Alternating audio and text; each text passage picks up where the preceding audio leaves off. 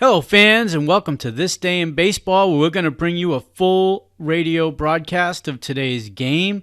And before we do that, I just want to thank Classic Baseball Radio, and there's a link in the notes where you can check out their full channel. They have many great radio broadcasts. And while you're listening to today's game, if you want to check out much more about the game and the players, look on the links below, and you're going to see links to player pages, the date the game happened, the year it happened, and the play-by-play. Enjoy the game, and check out the links while you're watching the game, and please don't forget to hit the subscribe button so that every time new content comes out, you're going to get that firsthand.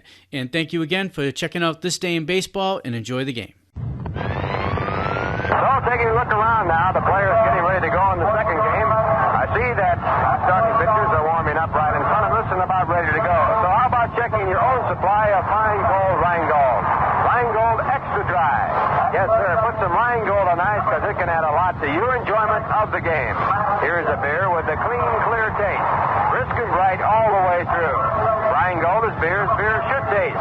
Dry tells you why. Say, right now would be a good time to light up a Viceroy. Viceroy's not too strong, not too light. Viceroy's got the taste that's right. That's right. Well, let's check the starting lineups for the second game of this doubleheader. For the Los Angeles Dodgers, Maury Wills will lead off. He'll be at shortstop. Batting second, playing third base, Jim Gilliam. Batting in the third position in center field, Willie Davis. Batting fourth, playing left field, Tommy Davis. Batting in the fifth position at first base, Ron Fairley. Sixth batter will be Frank Howard at right field. And batting seventh, doing the catching in the second game, Norm Sherry. Batting in the eighth position, playing second base, Larry Furright. And on the mound for the Los Angeles Dodgers, John Padres. For the New York Mets, Eli Chacon will lead off and play shortstop. Batting second, at third base, Felix Mantilla. In the third batting position in the batting order, playing first base, Gil Hodges. Batting in the cleanup spot, in left field, Frank Thomas. Batting fifth in center field, Jim Hickman. And the sixth batter will be Charlie Neal, just back from Texas. He'll be at second base. Batting seventh and doing the catching, Harry Cheedy. Batting in the eighth position in right field, Joe Christopher. And on the mound, pitching in the ball game, Bob Miller. He has won none and lost two.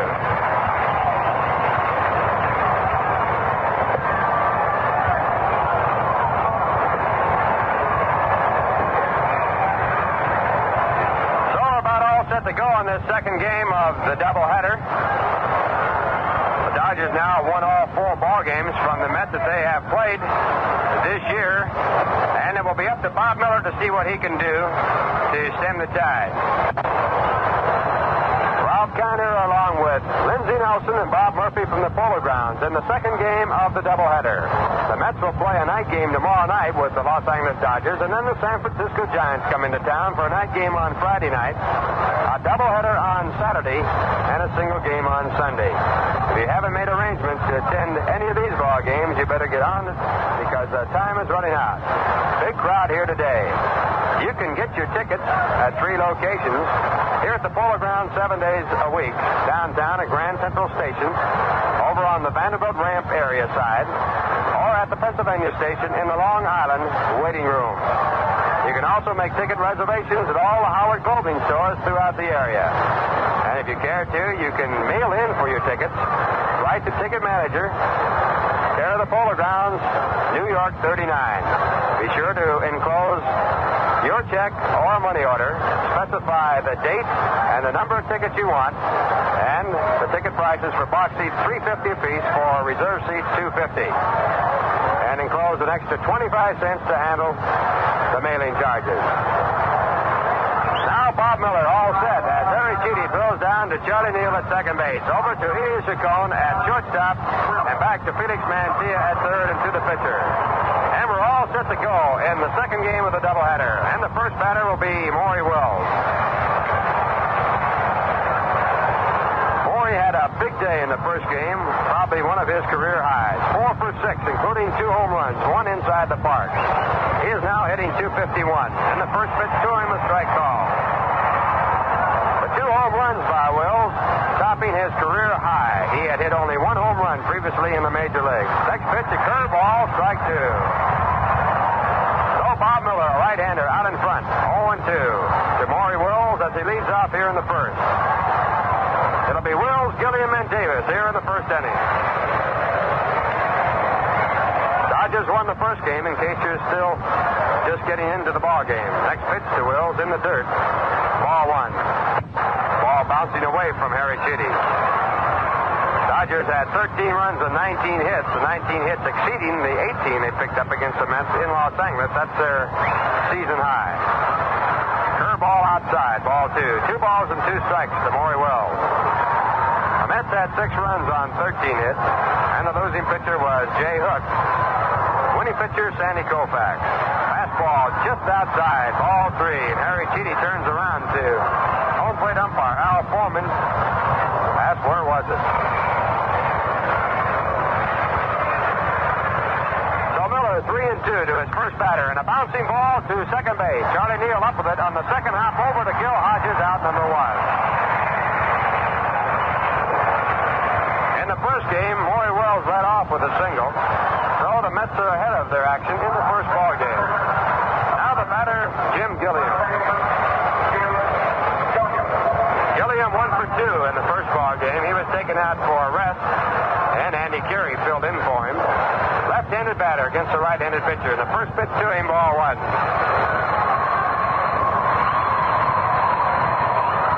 Gilliam batting .270. Miller back to the plate with a fastball. Call strike 1.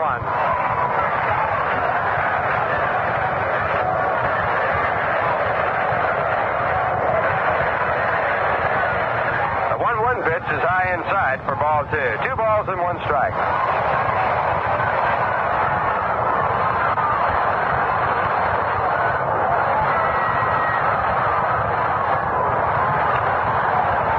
Miller still working with a no windup delivery. Throws a curveball at just a little bit high as Gilliam starts to swing and then holds off. So now he's down to 3 balls and 1 strike to the second man here in the top of the first. No score in the game.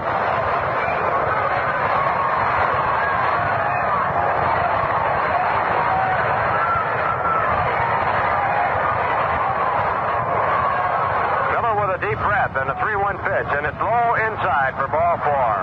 That's the first base runner in the ball game, and the batter now is Willie Davis.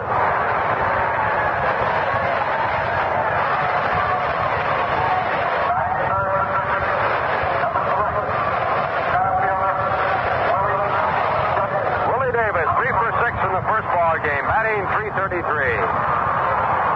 Willie had a home run and 2 runs batted in. His 7th of the season. He's a left-handed batter with good speed. First pitch to him, a curveball, and it bounces off the plate up into the chest of Harry Chitty. Davis started down the line. He was attempting to bunt.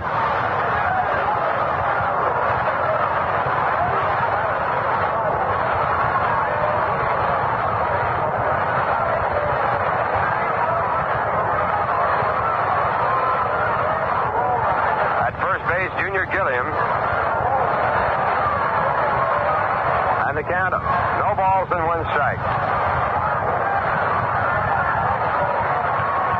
Next pitch is again in the dirt, dug out by Harry Chitty, but this time Davis didn't go for it and foul it, so the count now 1 ball and 1 strike.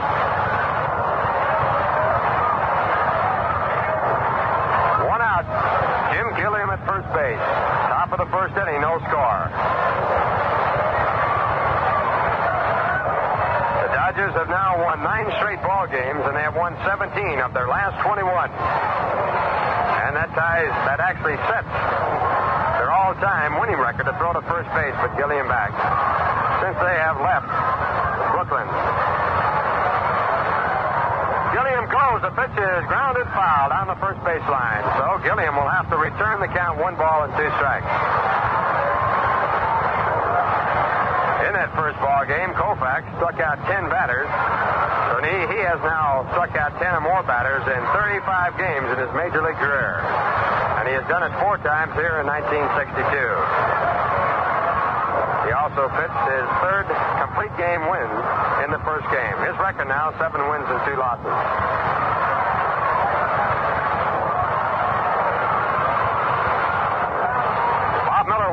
throw to first base, but Gilliam again back in time.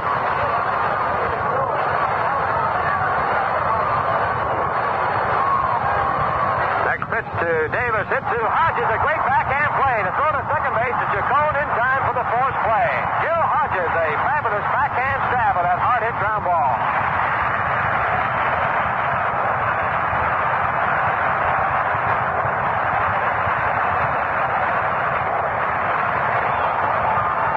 The shot, and all Gil had time to do was stick out his glove as he backhanded it, one-handed it, then threw over to Chacon, covering at second base for the force out.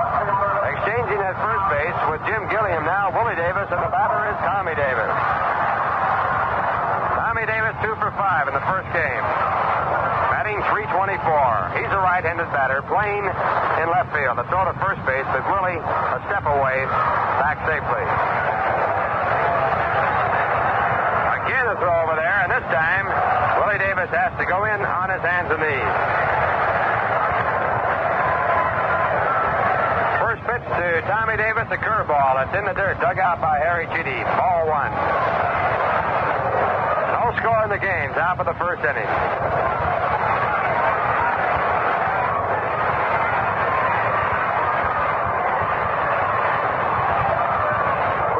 First, and this time, Willie Davis slides back in his belly. But he's safe. Hodges tagging him right on top of the head, very lightly in a jovial jet.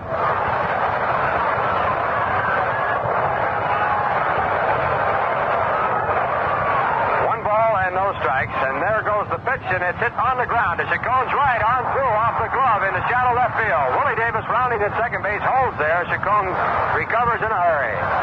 That was a tough chance, and with Tommy Davis, a fast man, moving down the line towards first base,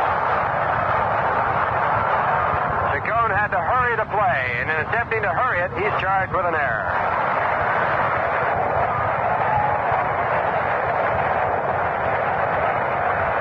So now runners at first and second base with 2 outs, and the batter is Ron Fairley.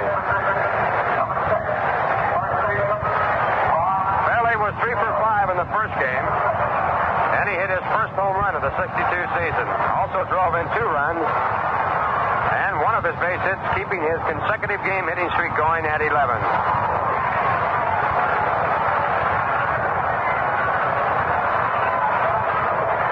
He's batting .347.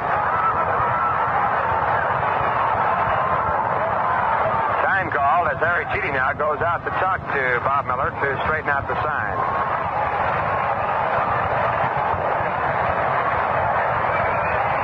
Dodgers have really been red hot in both the pitching department and also the hitting department.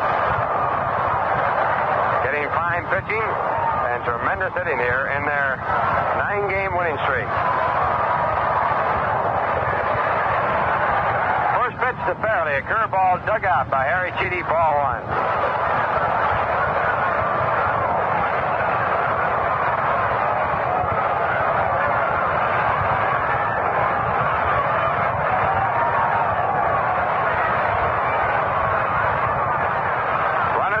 And second and 2 out as Miller returns to the plate with a changeup that's again low, ball 2. No score in the game on a bright, sunshiny day at this point.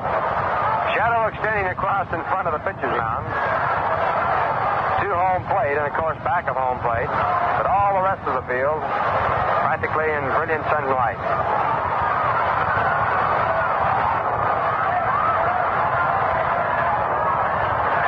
First base is a left-handed batter. And now Miller back to him, way inside, ball 3.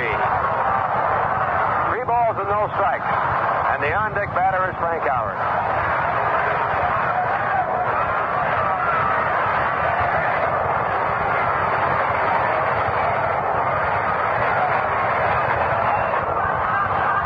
Willie Davis at second base. At first base, Tommy Davis. They're not related. And 2 men are out. Leo DeRocher at third base, looking for any action from the bench. And the 3-0 pitch is swung on and popped up down the left field line. It's a long run for Thomas. He can't get to it, and it's going foul. Though Thomas, playing a left-handed batter in left center, had to go about 150 150 feet to get to that ball, and he couldn't get to it as it dropped in foul territory about 15 feet from the foul line out in the left field corner. So that makes the count 3 balls and 1 strike, and the runners return to second and first base.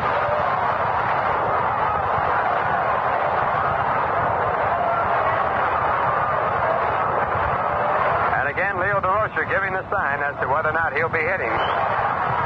Just about half the figure. If he's hitting 3-0, he'll be hitting 3-1. Greg Malevy, the first base coach, now time called as Fairley steps out of the batter's box. Fairley, a bonus boy from the University of Southern California. Now Miller to the left-handed batter, and the next pitch is lying on the left field line. It could go all the way, and there it goes, a home run.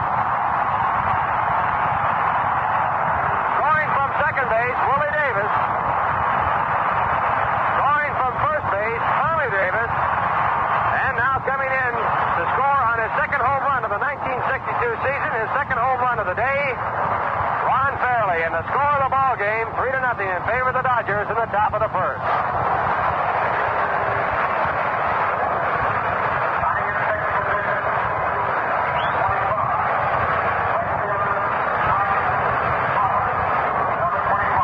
Now Frank Howard. Howard playing in right field, a right-handed batter.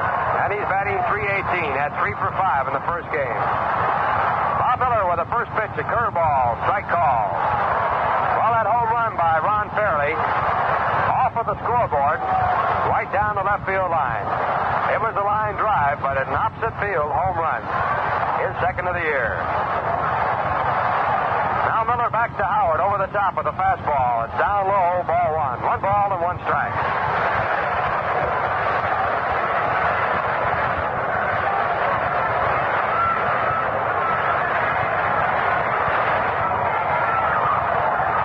Again to Howard with a good curveball, swung on a miss, strike 2. Curveball on the outside corner, right at the knee.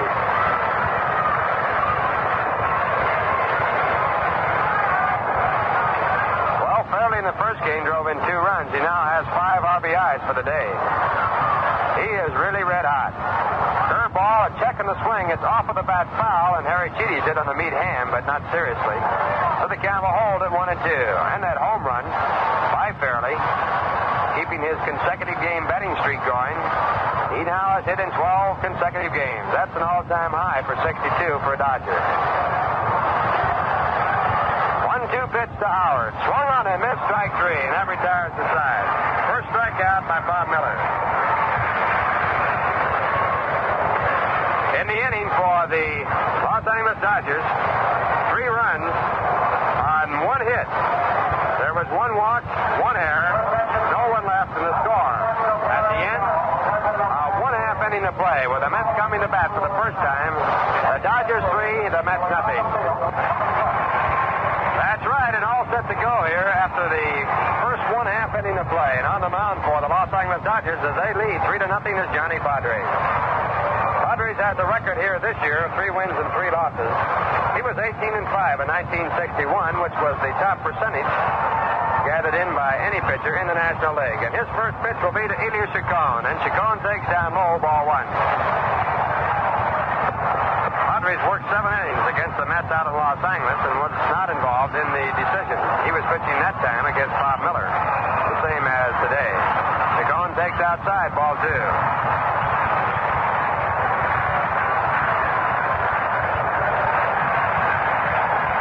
Chacon, who had a perfect day in the first game, 3 hits and 2 walks. He was on base 5 times, batting .262.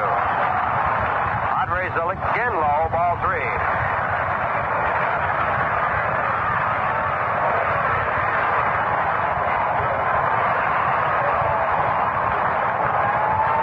Balls and no strikes. And the 3-0 pitch to Chacon is outside, ball 4. So Chacon walks. The Mets need 3 to tie as they bat in the bottom of the first. And the batter now, Felix Mantilla.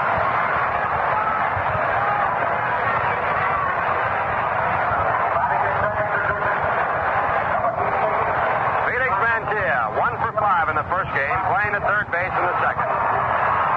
He's batting .302 for the year. Right-handed batter, and Elias Chacon on at first base. The on deck batter Gil Hodges in a 3-0 game. Next pitch. And the first pitch to Mantilla is low, ball one. A curveball breaking below the knees. So now 5 consecutive balls thrown by Johnny Padres as he starts off the first. Padres needs only 4 strikeouts to reach the 1,000 mark. Padres back with a strike. His first one. 1 ball, 1 strike.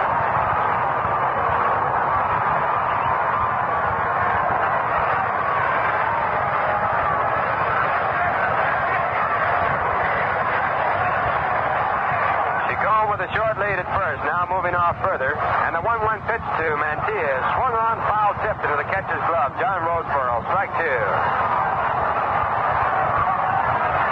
Roseboro caught in the first game and was relieved when Norm Sherry came in after the Dodgers took a commanding lead.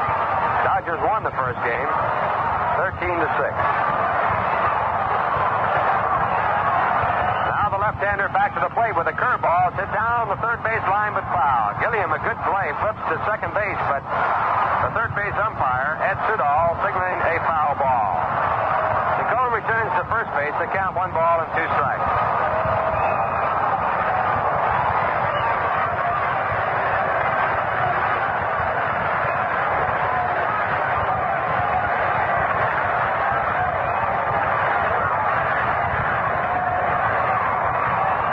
Padres checking Chacon. Now comes to the plate with a fastball. It's foul back on the screen, so the count will stay at 1 ball and 2 strikes.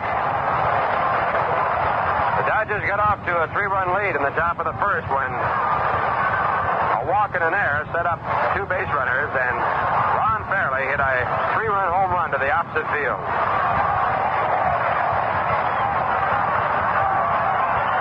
Padres back to Mantilla, and it's down low, ball 2.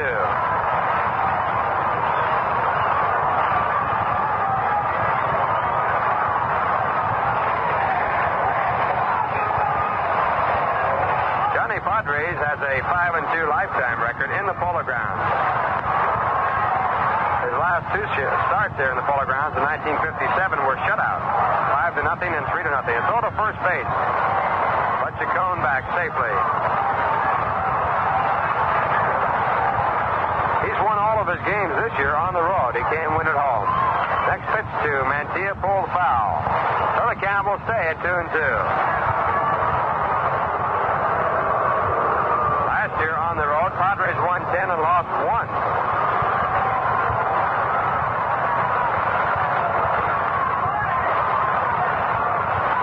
Padres, one of the best change of pace pitchers in the game. He's always had a great one.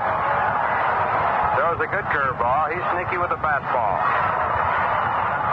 The 2-2 pitch to Mantilla. Hit off the handle out toward shortstop. High in the air. Wills moving back in the grass about 10 feet. And he makes the catch, and a lot of white showing on that one as it went into the web of his glove. The shortstop, third baseman, and left fielder have to battle the sun here in the Polo Grounds, especially late in the game like right now. So 1 man is out, and Gil Hodges is in.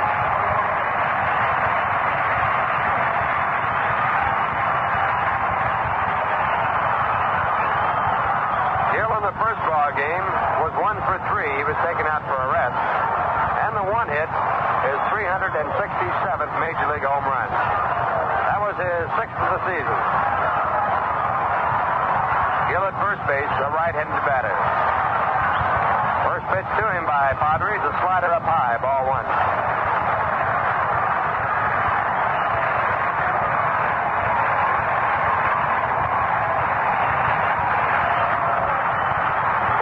Still loaded with fans, a very, very near capacity crowd, if it isn't a capacity crowd.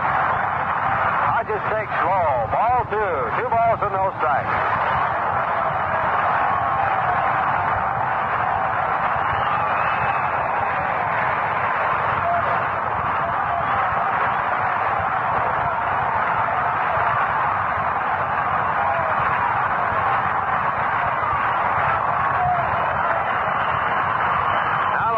Back to Gil with a curveball that breaks over for a strike call.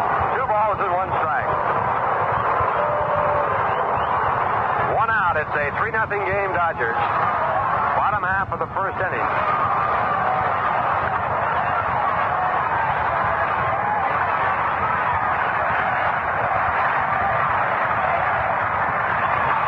Dodgers again takes the curveball, called strike two. So Johnny Padres now evening the count up at 2 balls and 2 strikes. Elio Chacon at first base.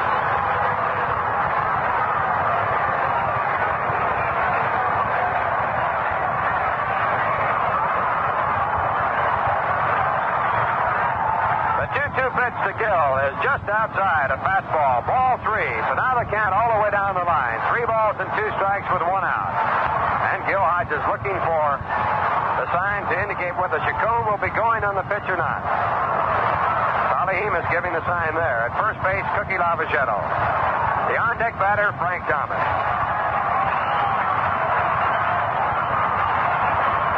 Left-hander into the stretch.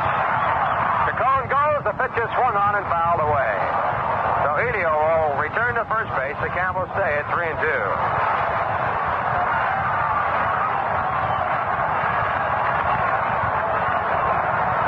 Dodgers trail the San Francisco Giants by 1 1/2 games. They're in second place. The Giants won today 4-3 in 12 innings. Miller, the winning pitcher. 3-2 pitch again. Hit on the ground as the runner goes. Gilliam can't handle it. And Hodges is safe at first base. Junior Gilliam at third base and trying to hurry to see if he could get Chacon at second. Couldn't find the handle. He reached for it several times, and the ball got away from him. It's an error.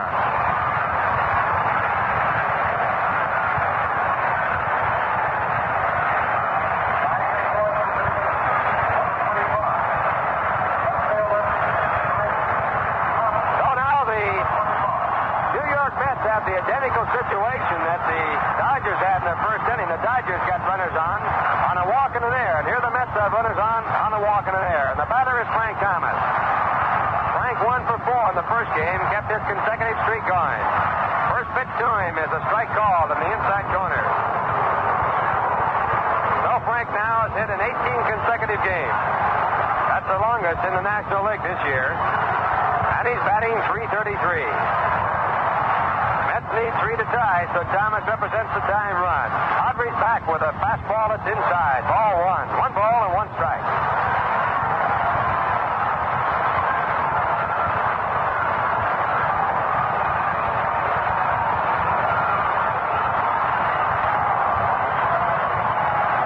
The Dodgers putting on the Thomas shift to move the second baseman over in the shortstop side. They have 3 men on the left field side of second base. And the 1-1 pitch to Thomas. It's a called strike at the knees. A fastball through in the outside corner. So Padres now out in front. 1 ball and 2 strikes with 1 out. Runners at first and second. Elio Chacon at second base. And Gil Hodges at first.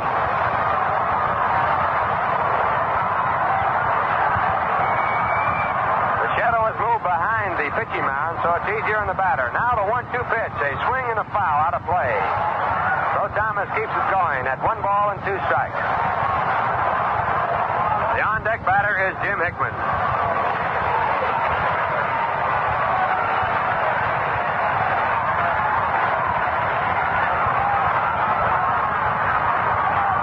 Johnny Padres, the veteran of many seasons for the Los Angeles Dodgers, into the stretch position, checking the runners, and back to the plate with a curveball, swung on a miss, strike 3. Padres picks up his 997th strikeout in his Major League career. Thomas for the first time. That's out number 2. And the batter now, Jim Hickman.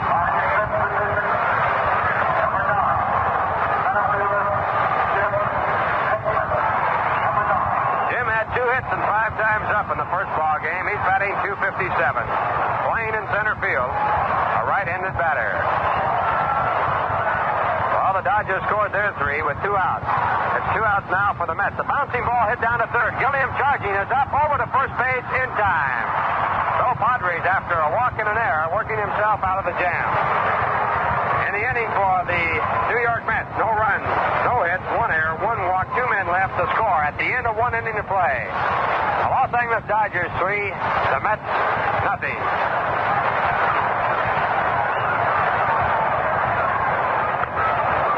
check the scores right now and see exactly where everybody stands. Pittsburgh won the first game, the only game they played today, 3-1 over the St. Louis Cardinals.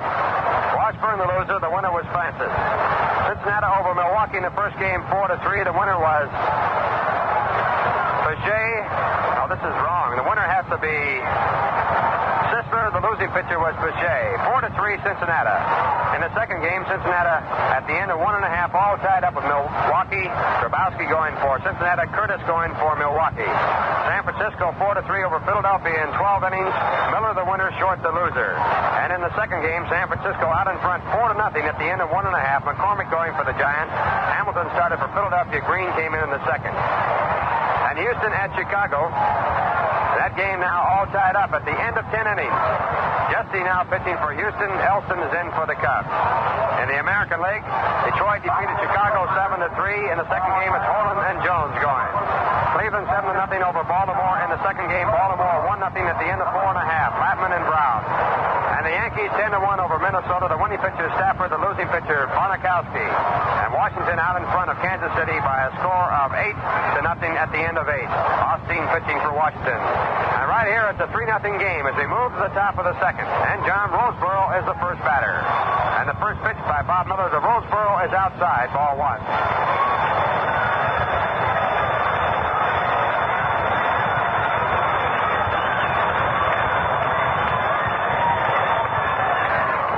Takes the next pitch, a strike call. 1 ball and 1 strike.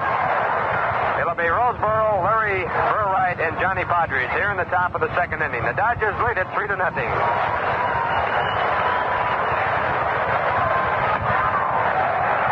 Next pitch to John, a called strike. 1 ball and 2 strikes.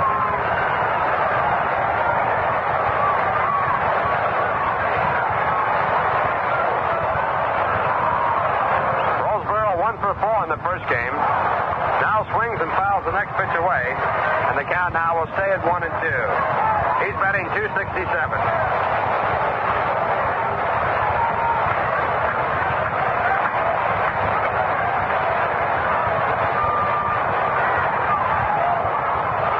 Bob Miller back to the plate to Johnny Roseboro, left-handed batter, and he misses outside for ball 2. 2 balls and 2 strikes. In the first inning gave up 3 runs on 1 base hit, but it was a big one. To Fairley, the first baseman, hit the left field, a 3-run home run. Now the right-hander to John Roseboro with a curveball, got him looking, strike 3. So Miller picks up his second strikeout in the ball game. Out number 1 in the second inning, and the batter now, Larry Burwright. 2 in a row for Miller on strikeouts. Burwright steps in. Burwright playing his first season in the major leagues, batting .314. Right-handed batter, and he takes the curve for a strike call.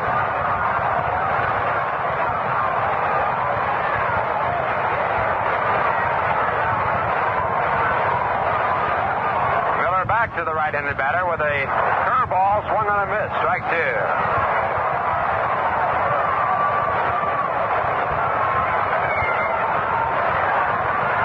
Had 1 hit in 5 trips to the plate in the first ball game.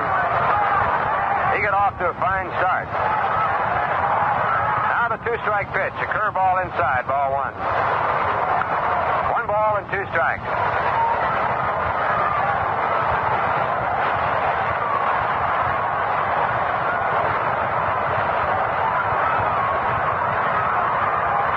Bob Miller back to the plate, low, ball 2, 2-2.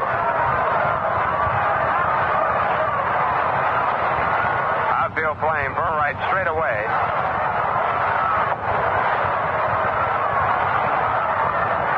Mantilla guarding the line at third. The 2-2 pitch is fouled away, and while we have time, we pause for station identification. At the 810 spot on your radio dial, this is WGY Schenectady.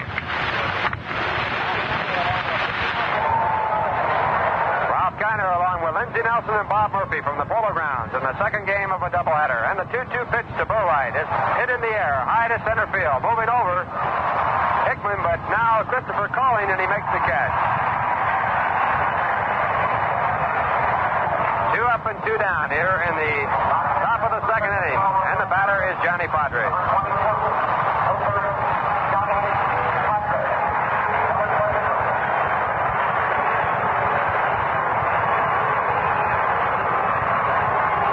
Padres a 190 batter. Bats from the left-hand side.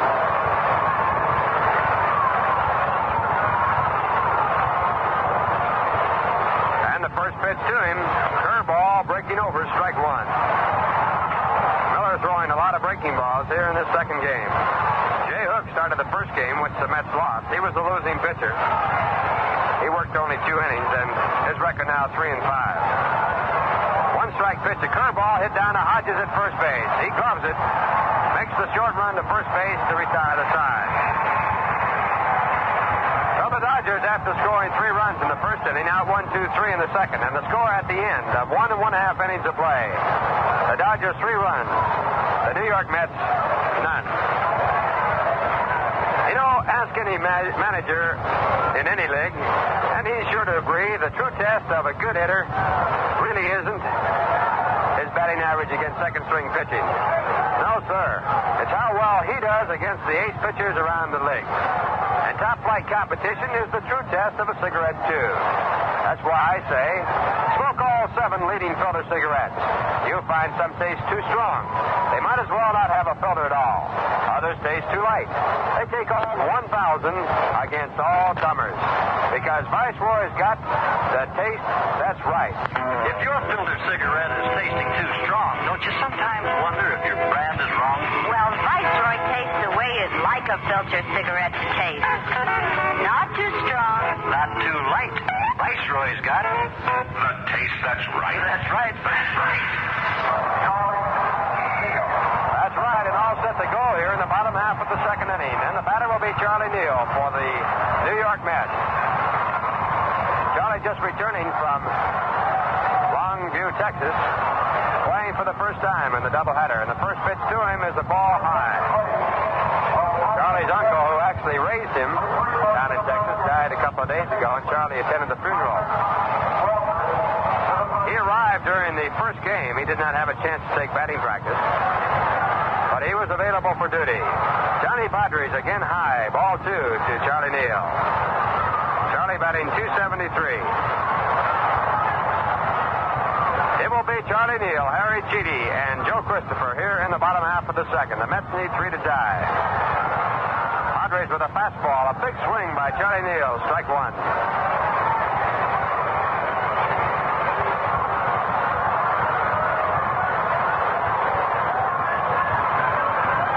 Now Padres back to the right-handed batter, and it's low inside, ball 3.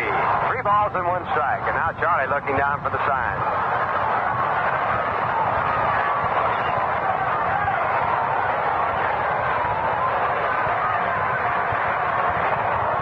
And 1 strike. And the next pitch to Charlie Neal is outside, ball 4. That's the second walk issued by Johnny Padres. And it brings up Harry Cheedy.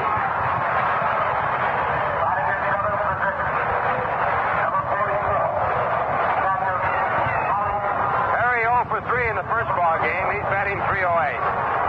He came in the first game in relief of Sammy Taylor. Actually came in as a pinch hitter for Sammy Taylor and then stayed in.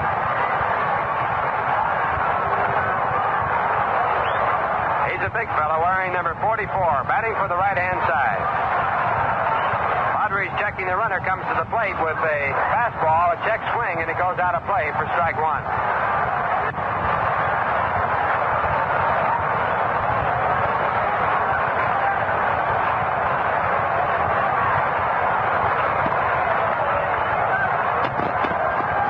Now Big John back to the plate. It's a fastball called strike 2, catching the outside corner. So Padres now with a big edge. No balls and 2 strikes to Harry Cheedy.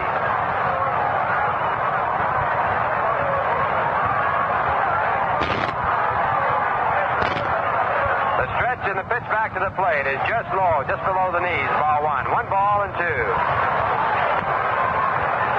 Tomorrow night, a night game with the Los Angeles Dodgers here at the Polo Grounds. Then it will be the San Francisco Giants for a night game on Friday night, a doubleheader on Saturday, and a single game on Sunday. Cheedy with a line shot to Burright. He can't find it. Then picks it out of his arm and gets the ball with a fly. Diving back into first base is Charlie Neal. So Chidi hit a line shot. The ball hit high in the glove of Burright, the second baseman, then rolled up into his chest and on his arm. He finally found the ball before it hit the ground to get Chidi on the line drive, but it allowed Charlie Neal to slide back into first base safely. He had a chance, if he fields the ball cleanly, to double up Neal at first. And now coming in, the batter's box is Joe Christopher. And Rod Caniel going out to first base as Cookie Lavagetto talks with Charlie Neal. Neal with a towel that Caniel brought out to wipe all the dirt out of his eyes. He really took it back in there on a belly slide. Tough break for Harry Chidi. The ball was very well hit.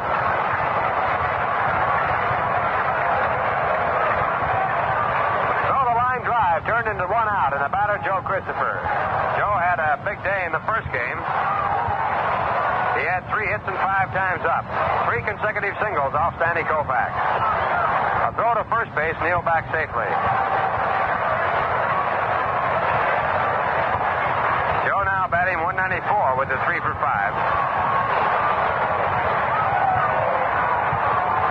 3-0 game, Dodgers. The first pitch to Christopher is a curveball. He pulls it, a line shot foul down the left field line. It'll go as strike one. Christopher has looked very good swinging here in this doubleheader. Got off to a slow start. He had 2 hits in his first 20 times at bat for the Mets.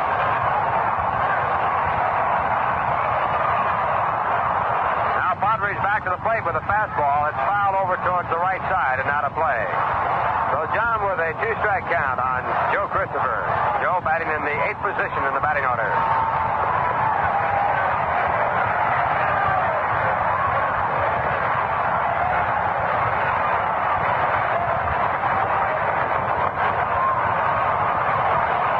Neal at first base, and the 2-strike pitch is low, a curveball down in the dirt.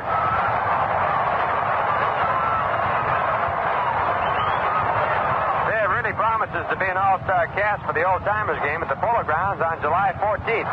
Mark that date down. Players of the old New York Giants and the Brooklyn Dodgers are going to be invited here to play in a 2-inning game prior to the regularly scheduled game that afternoon between the Dodgers and the Mets. 1-2 pitch to Christopher outside. Ball 2.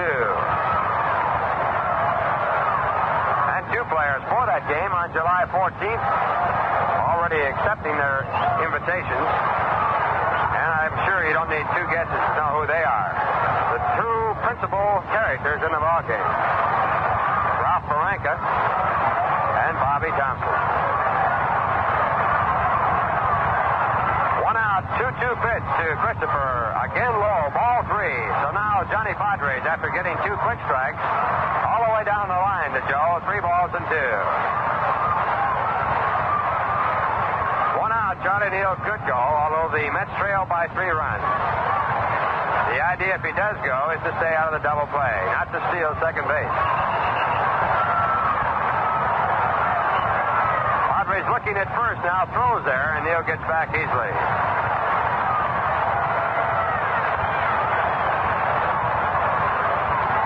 Starts to get into the set position, but Christopher stepped out of the batter's box. So Padres reset. Now the 3-2 pitches. Neal goes, is hit down to the shortstop, whirls up and over to second base in time, but the throw to first base not in time. And the fact that Charlie Neal was going, and it allowed him to get to Burright at second base to help take him out of the play and slow the throw down to first base, and Christopher stays out of the double play. It's an exchange of runners at first base. 2 men out now, and the batter will be Bob Miller, the pitcher.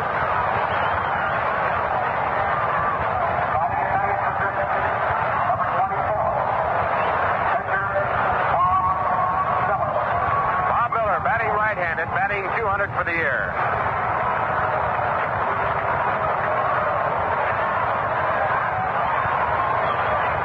First base, Joe Christopher, and the first pitch to Miller is swung on and fouled straight back for strike 1.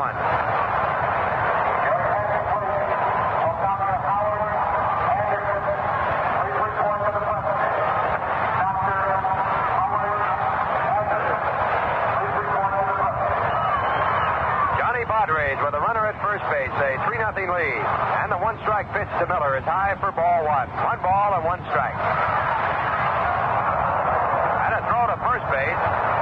Barely almost losing it. Had his hack knocked askew as he tried to make the tag on Joe Christopher. Roseboro likes to throw down to first base. Sort of like Roy Campanella. Curveball that's popped up in the air. The third baseman, Junior Gilliam, coming in towards home plate. Now right on the line, and he makes the catch in fair territory for out number 3. In the inning for the New York Mets. No runs, no hits, 1 walk, 1 man left. And the score at the end of 2 innings of play. The Los Angeles Dodgers 3, the New York Mets nothing. After 3 innings of play, Cincinnati, Milwaukee, 0-0. Grabowski and Curtis. San Francisco Giants after 2.5, leading 4-0.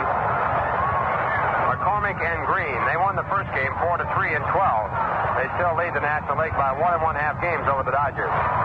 And at the end of 11 innings, Houston at Chicago. Chacon, a good play. The overhand throw high, but Hodges stays on the bag. Gil Hodges shifting across the bag, went high in the air to pull it down, and Wills, the fast man, is out.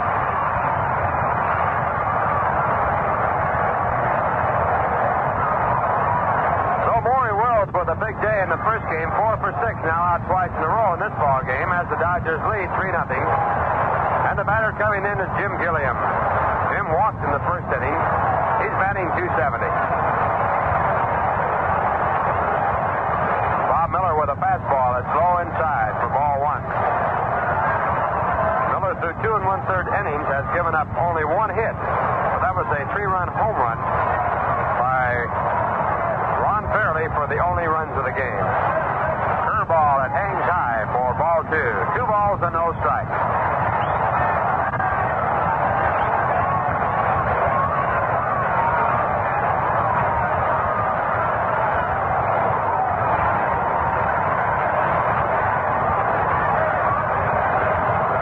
To Junior Gilliam, and he takes a slider that's over for a strike call.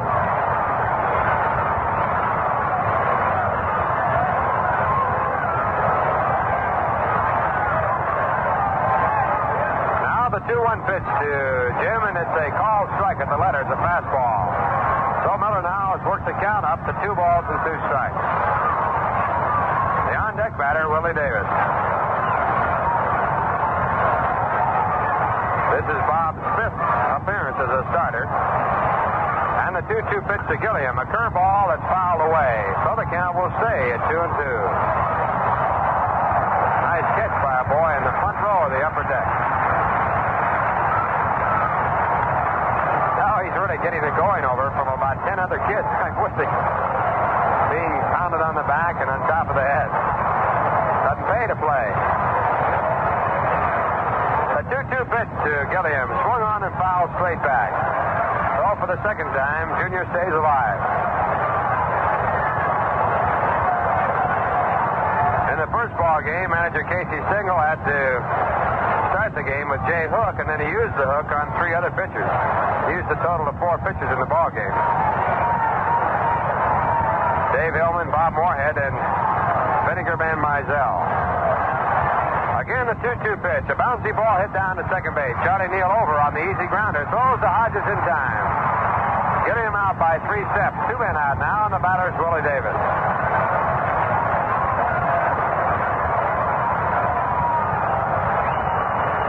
Willie got first base in the first inning when he hit into a forced play. Gilliam was out from Hodges to the shortstop, Chacon, on the play. And then Willie scored in front of a 3-run home run by Ron Fairley. 0 for 1 in this game. He was 3 for 6 in the first. Came into the game at .333. He's a left-handed batter. And the slow curve to him is popped straight up. The catcher, Harry Cheedy, in foul territory, is over under it. Waiting, and he makes the catch. And that retires the side. And so for the second straight inning, Bob Miller gets the side out, 1-2-3. And the score at the end, at 2 1/2 innings of play. The Los Angeles Dodgers 3, the New York Mets nothing. You know, I can say this, and I'm sure that about 45,000 people here at the Polo Grounds can say the same thing. It's sure good to see National League Baseball back in the Polo Grounds. This stadium and baseball go together like Rheingold and refreshment. Know something else that goes together? How about Rheingold and baseball? Now, there's a great combination, too. Yes, sir. Nothing adds quite so much to your enjoyment of the game as a cool, refreshing glass of Rheingold Extra Dry. Because Rheingold has a taste all its own. It's beer as beer should taste. And dry tells you why. It tells you that Rheingold is brewed the long, slow, costlier way for a flavor that's brisk and bright and clean, clear through. Brewed extra dry to be extra refreshing. Why not enjoy a glass right now? On with the game. You'll join the millions who say, my beer is Rheingold, the dry beer.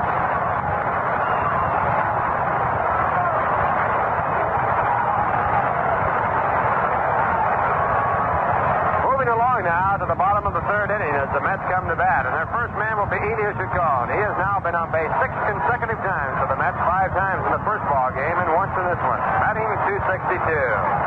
And the first pitch to him, a strike call. Johnny Padres on the mound, working with a record of 3 wins and 3 losses. Now the left-hander back to Chacon, a right-handed batter, and a ball hit on the line to left field, coming over Tommy Davis, and he catches it right at his knees. So Enier Chacon finally out after 3 base hits and 3 walks. As he hits the ball well to left field, but Tommy Davis tracked it down. 1 man out now, and Felix Mantilla the batter.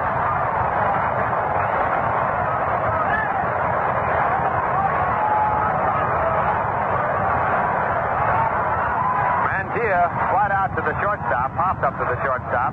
Now swings and lines one to left, a base hit. Coming over Tommy Davis, he is up with it and holds Mantilla at first with a single. That's the first hit of the ball game off Johnny Padres. Felix Mantilla at first base, and the batter now is Gil Hodges.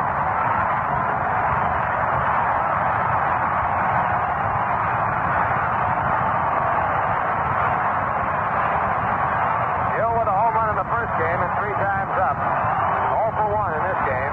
He was safe in an error by the third baseman.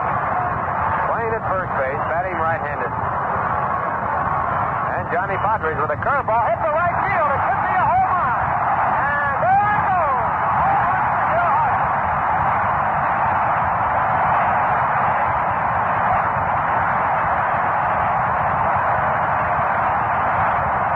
Going from first base, Felix Mantilla. Now coming around from third and scoring. Gil Hodges with his 368th home run in his major league career.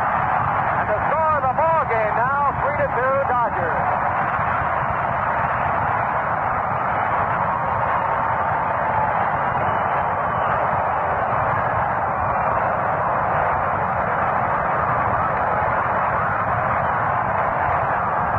Now the batter, Frank Collins. And the first pitch to Frank, a fastball is low, ball 1. Well, Gil Hodges putting the Mets back in the ball game with a 2-run home run. The score now 3-2 at the end of 2 innings officially of play. 2.5 innings. The next pitch to Thomas is a strike call. 1 ball and 1 strike.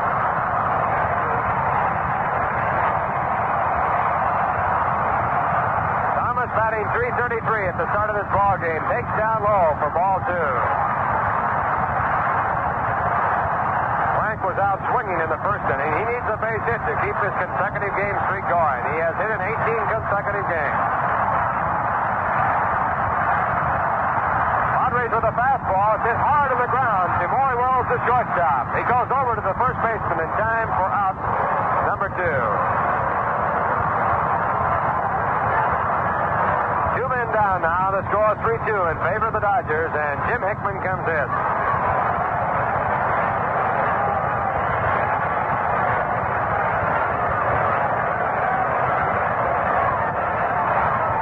Right-handed batter playing in center field. 0 for 1 in the ball game. He grounded out to third, and the first pitch to him is a fastball called strike 1.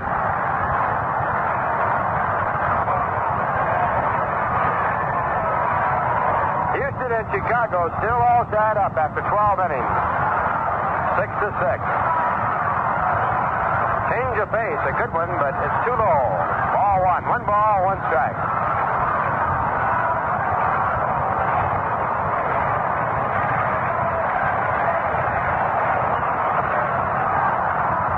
Now Padres back to Hickman with a fastball. It's hit deep to left field. Really deep. It's going to go all the way, and there it goes.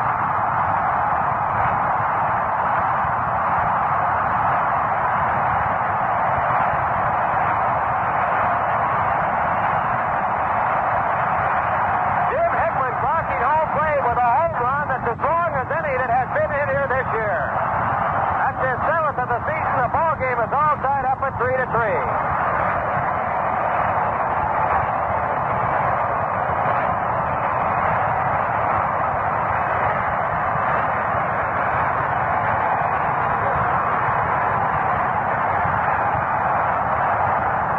All tied up at 3-3 in the bottom of the 3rd inning as the Mets fight back as they try to get back in the ball game. And the batter now, Charlie Neal. And the first pitch to Charlie is low and outside, ball 1.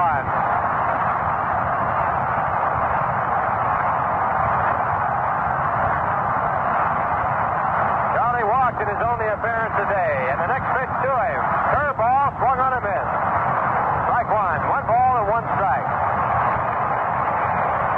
Well, nowhere in any ballpark have ball players ever received such enthusiasm. And they certainly appreciate it. There's a swing and a miss, strike 2. 1 ball and 2 strikes. If there's anything that can keep a ball player going in spite of the adversity he might be facing, it's to have the fans behind him. And a capacity crowd here today really poised for the Mets to get back and take this second game. Padres back to the plate with a curveball that's low. Ball 2. 2 balls and 2 strikes.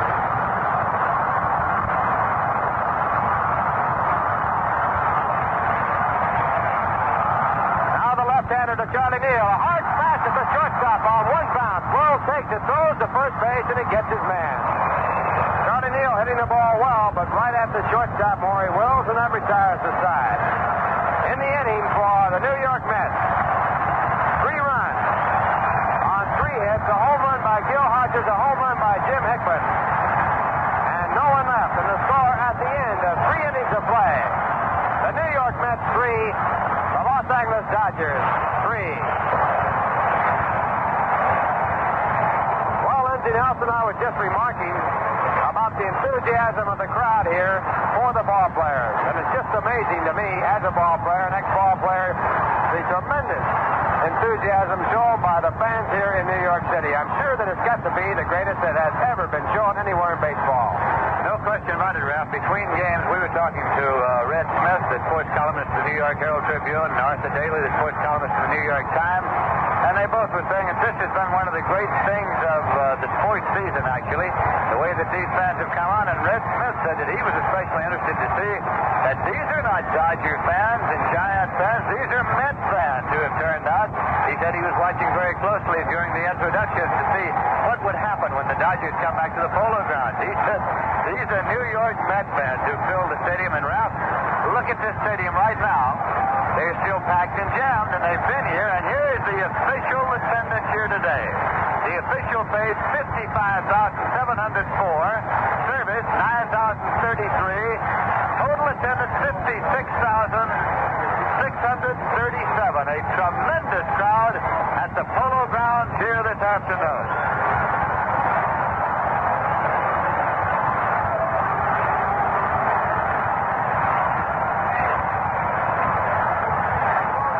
Tommy Davis is at the plate, and he takes the call, strike 1. As Bob Miller fires it in.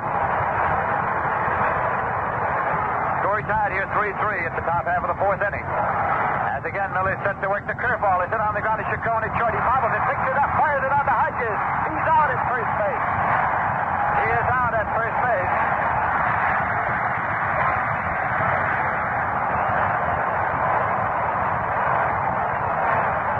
Davis grounding out. Emilio Ciccone to Gil Hodges. Ciccone bobbled the ball for a moment. Had it in his glove, dropped it, picked it up, fired it on to Hodges in time to get Tommy Davis, and he is no slouch in getting down to first base. Here's Ron Fairley at the plate. He had the 3-run home run. He's had a big day, Ron Fairley. Bob Miller winds and fires. The pitch is inside. That had him hitting the dirt on his chest. Brought that one inside and low. Actually, he skipped rope and hit on his chest. He's up and pushing himself off now as Miller turns and looks around the outfield. More than 56,000 fans at the Polo Grounds this afternoon. Oh, boy. Here's a swing and a foul ball. Off the bat of Fairley, it is 1-1.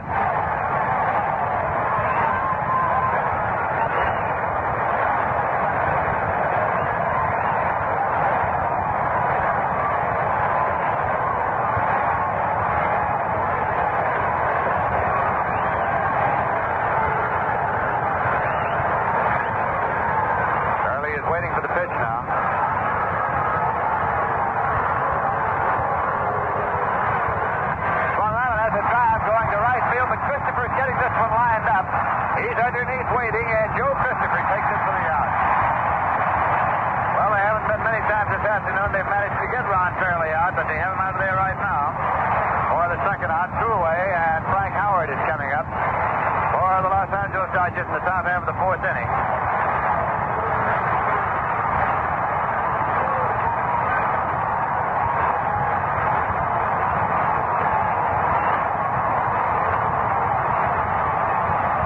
Big Frank is a right-hand batter.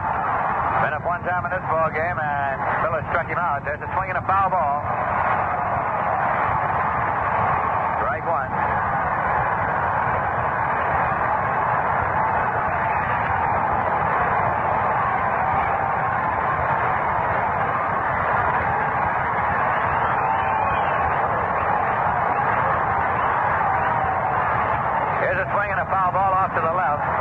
Dodgers won the first game here this afternoon by a score of 13-6. And the second game is now in the top half of the fourth inning, tied 3-3. Swing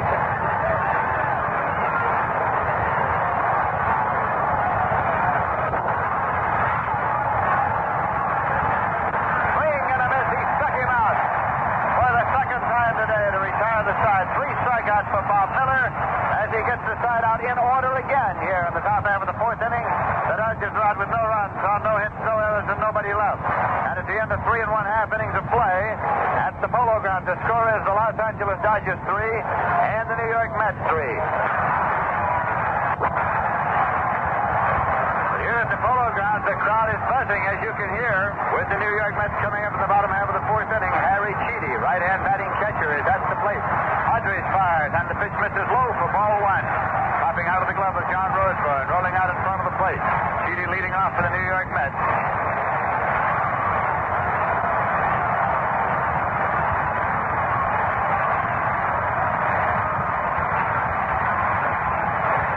There's a pitch, taken high. Ball two, it's 2-0.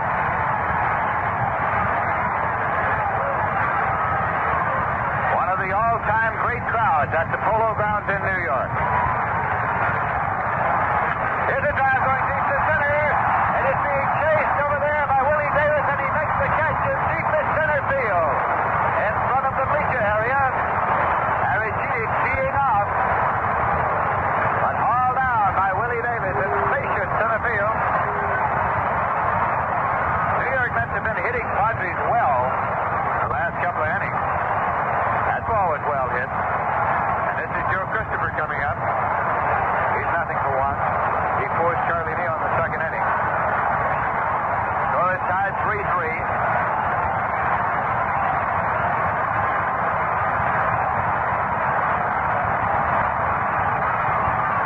And the pitch is in there for a called strike one to Joe Christopher. Batting number 8 in the batting order for manager Casey Singles Mets.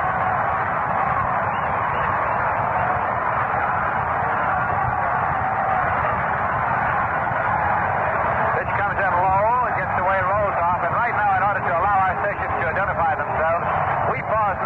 Station identification. This is your New York Met station in Schenectady, WGY 810 on your radio dial.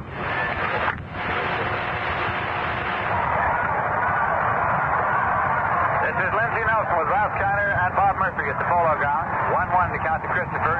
He watches low and away and takes ball 2. It's 2-1.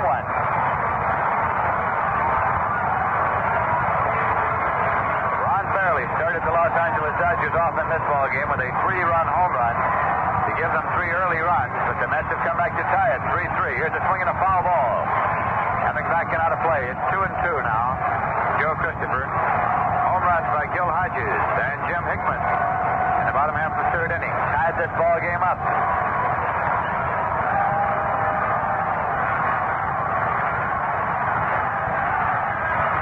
That pitch is taken high. It's 3-2 now to Christopher with nobody on and 1 man out. New York Mets, the only team in the major leagues that has not been shut out this entire baseball season.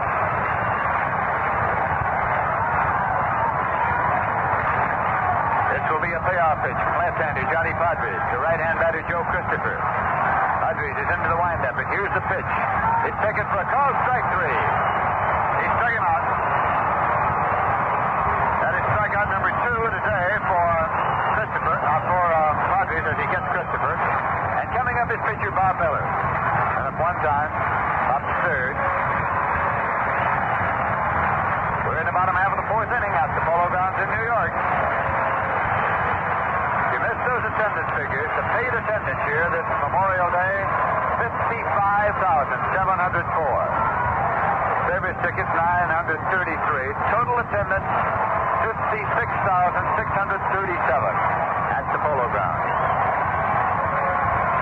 Call strike 1, the fastball, fired in by John Padres.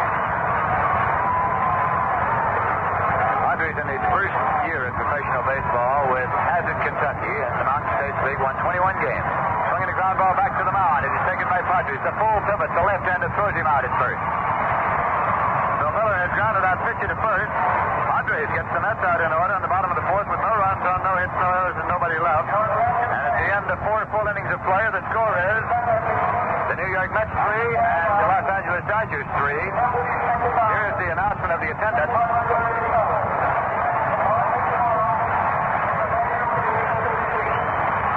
Crowd in the major leagues this season, says the announcement, here at the Polo Grounds. It is the largest crowd at the Polo Grounds since September 6, 1942, and the largest crowd in the major leagues this year at the Polo Grounds. We say there is no time like the present, and what better way to use it than to pour yourself a tall, cold glass of Rheingold. You know, Rheingold is beer should taste, and dry tells you why. So enjoy a friendly glass of Rheingold Extra Dry along with the game. And enjoy baseball right here at the Polo Grounds as these 56,000 fans are doing this afternoon. They'll be open for business again tomorrow night. The Dodgers and the Mets. Game time 8 p.m. And then the San Francisco Giants will be in here. Former tenants of the Polo Grounds. The Giants will be coming back to their old home on Friday night at 8 p.m. The Giants will be here for a doubleheader on Saturday. A single game on Sunday. Willie Mays again will be cavorting in center field. Orlando Cepeda will be here. Alvin Dark, the manager of the Giants now. And on his coaching staff, Larry Johnson, the pitching coach. Wes Westrom will be at first. Mighty Lockton will be his coach at third. A lot of familiar faces here at the Polo Grounds Friday night, Saturday afternoon, and Sunday afternoon. And you can purchase your ticket at Grand Central Station, at Pennsylvania Station. You can make ticket reservations at any Howard Clothes store. Here is John Roseborough at the plate to lead off now for the Los Angeles Dodgers in the top half of the 5th inning as Bob Miller dips into the windup. And here's the pitch. It's taken in there. Fastball for a call, strike 1 to Roseborough.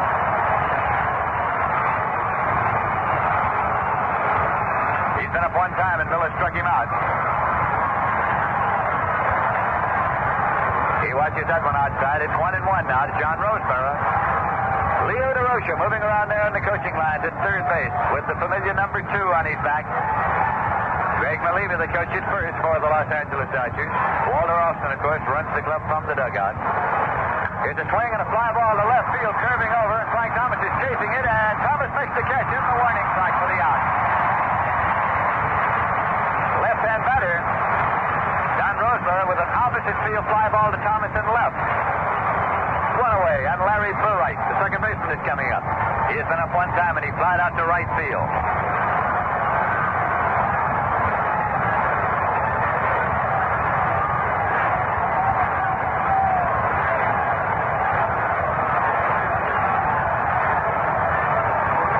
looking in to get a sign from Harry Cheedy. Dips into the windup, and here's the pitch. Swung on, and there's a ground ball going to Charlie Deal in second. He plays to Hodges for right out. So it's 2 away and nobody on. Johnny Padres advances from the dugout. Stops in the on-deck circle. Picks up a couple of bats from Maury Wills. Swing him as he comes on the way up. Hodges went out. Hodges at first base in the second inning. He's a left-hander all the way. Wears number 22 on his back. Johnny Padres, a big hero with the Brooklyn Dodgers, especially in 1955. Pitched that last game 2-0 shutout against the Yanks. There's a swing and a foul ball coming back out of play. That was the 7th game victory that made the Dodgers champions of the world for the first time, and Johnny Padres was the hero, the man who was the winning pitcher. Here he is at the plate, back in New York at the Polo Grounds. Here's a ground ball going to the right side. Hodges is going to have to play it to Miller. He scoops it over, and he's out at first base. Gil Hodges scooping it up like a vacuum cleaner and two-handing it on over to Miller covering for the out, as Miller again gets the Dodgers out in order with no runs on no hits, no errors, and nobody left. That is the end of 4-1 happening to play at the Polo Grounds in New York. Second game of a doubleheader. The score is the Los Angeles Dodgers 3 and the New York Mets 3. You know, fans, any time is a good time to enjoy the crisp, bright flavor of Rheingold. But it goes especially well with these wonderful days coming up, just like today. Yes, sir, wonderful days call for the wonderful taste of Rheingold Extra Dry. A taste that's crisp and bright and clean, clear through. Rheingold is beer as beer should taste. And dry tells you why. It tells you that Rheingold is brewed the long, slow, costly way. Brewed extra dry to be extra refreshing. So better stock up now and have plenty of cool, refreshing Rheingold Extra Dry on hand. Enjoy those wonderful days with the wonderful beer, Rheingold Extra Dry.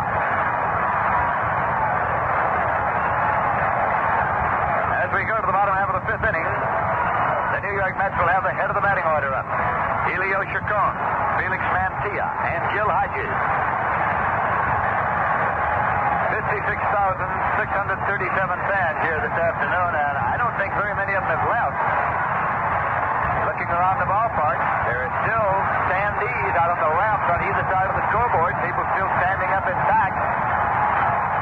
Here is the pitch to Chacon, and it's in there for a called strike one. I'm sure we don't have to tell you that this is a crowd that is very much alive here in the second game of a Memorial Day doubleheader. This is a baseball crowd. Swinging a ground ball. It's going to Murray. Will takes a bad hop. He knocks it down, throws to first. He got him at first base. It took a bad hop. Murray Will straightened up, batted it down, picked it up to on to first in time to get Chacon by the barest of margin. One away, nobody on, and Felix Mantilla coming up to the Mets with the score tied. The Dodgers 3 and the Mets 3. Dodgers won the first game by a score of 13-6. Gil Hodges is now on deck for the New York Mets. Johnny Padres into the windup. And here's the pitch. Swung on and missed for strike one.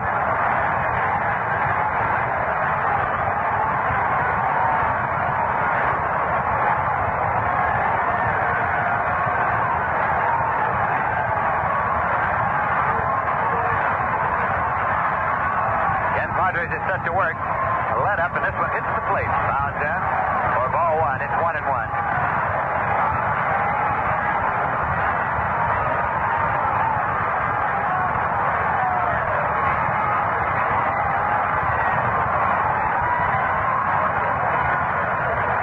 Padres pumps and pitches. Foul back onto the screen. 1-2.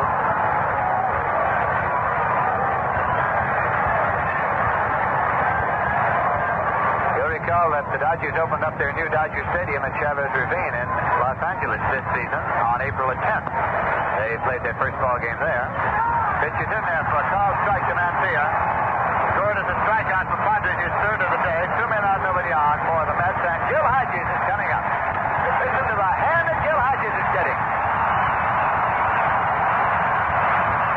Hodges had a 2-run homer here in the 3rd inning. He had turned his sparkling play defensively, and he hit a home run Hodges has now hit 368 career home runs. He now trails Ralph Kiner by only one. Kiner, of course, hit more home runs than any right-hand batter in the history of the National League, 369.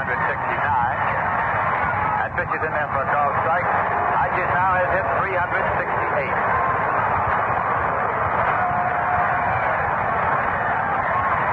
We were asking Ralph earlier today how he felt about it. He said, you got to put your money on Hodges.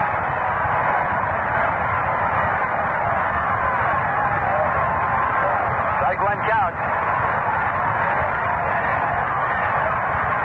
He watches high for ball. It's 1-1. Well, the Houston Colt 45s and the Chicago Cubs are through 13 innings, and they are still tied up. Justy's pitching for Houston, and Barney Schultz for Chicago. 6-6 tie through 13 in that ball game. 1-1 the count to Big Gil Hodges at the plate as Johnny Padres is looking in to get a sign from John Roseborough. He has it. Here's the pitch. Swung on, and that's a drive going deep to left field. It's a high fly ball. Tommy Davis back, but he cannot get it. It's a home run for Hodges. Number 369. He can tie Kiner.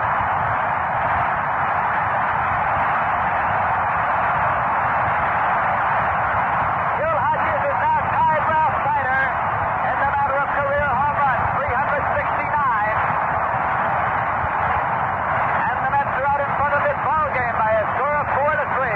A tremendous wallop, a high fly ball that landed in the upper deck down the line.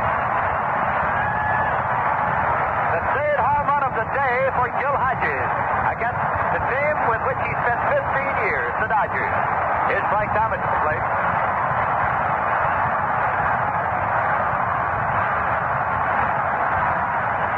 Check swing foul off the end of the bat. Strike one count to Frank Thomas. Hodges' home run came with 2 men out. Nobody on base.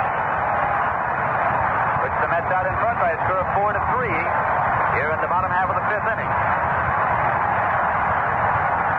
Padres again is set to work. That pitch is low and inside. And Thomas moving back. Listen to the stands buzz here at the Polo Ground.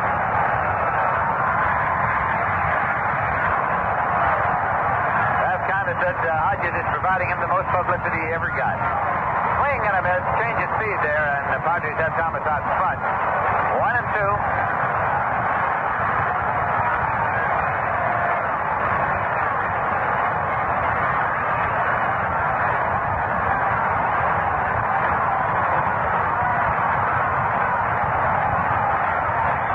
Here is the 1-2 pitch on the way. Swung on, and there's a pop going back of the bag at second, and the shift paid off that time. They pulled the shift on Thomas. It was taken by Burright behind the bag at second to prevent Thomas from getting a blue base hit. And so, the Mets are out in the bottom of the 5th with 1 run on 1 hit. The homer by Hodges. No errors and nobody left. The Mets are getting a hand, and so is Hodges as they take the field at the end of 5 innings of play. At the Polo Grounds, the score of the New York Mets 4, the Los Angeles Dodgers 3. Mets 4, the Los Angeles Dodgers 3. Here's the announcement of Hodges' 369 home run.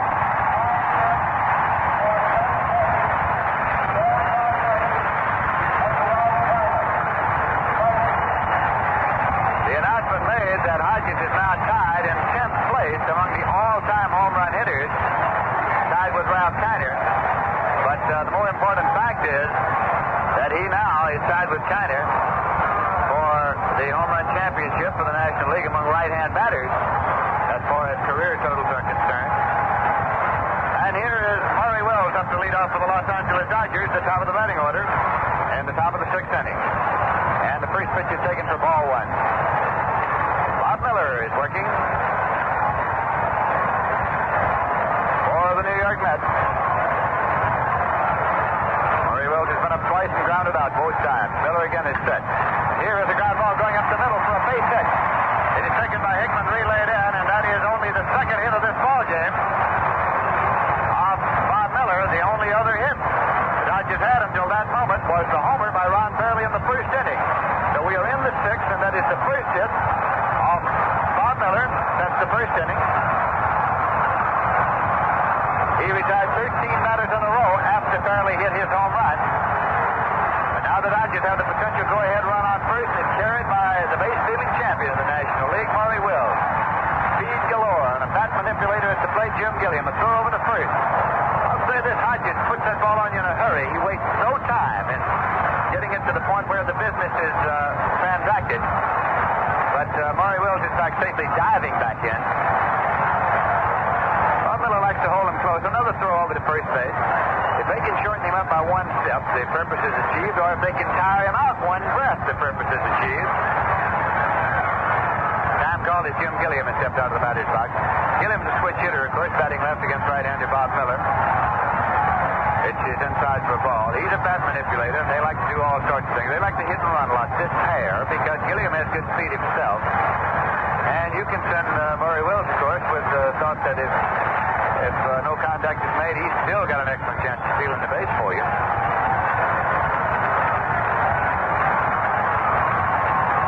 Pitch is a curveball, and comes inside. 2 balls and no strikes now to Gilliam. Of course, the great advantage of a man like Maury Wills on a ball club is that once on base, he may worry the pitcher to death and may make it a great deal easier for the man at bat. Wills call time and straighten out the dirt there a little bit off the bag.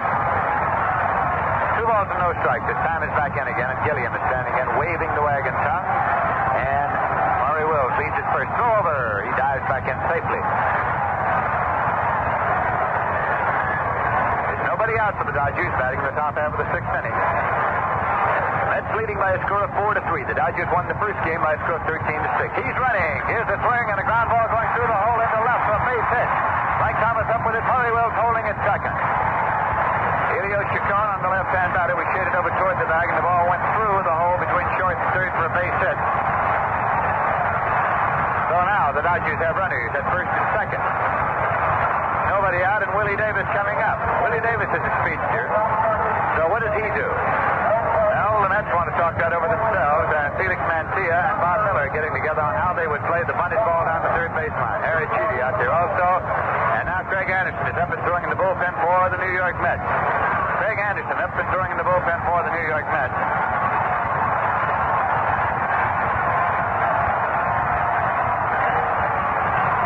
Willie Davis done up twice in this ballgame without a hit. Rangy left-hand batter.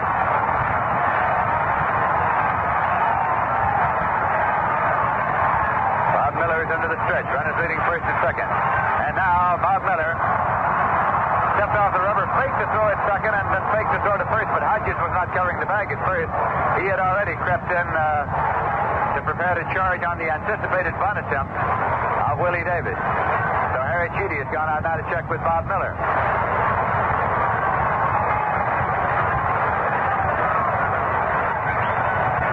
Tommy Davis kneeling in the on-deck circle for the Los Angeles Dodgers. Miller now is into the stretch position. Willie Davis bunts the ball into the air. Foul ball. Down toward Leo DeRocher, coaching at third, and Leo comes over to pick up the ball. Looks at it. Fires it on to Al Foreman, the umpire behind the plate.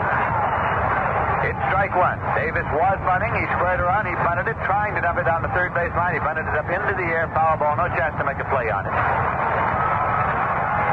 Speed on the bases. Maury Wills, the base runner at second, and Jim Gilliam, the base runner at first for the Los Angeles Dodgers.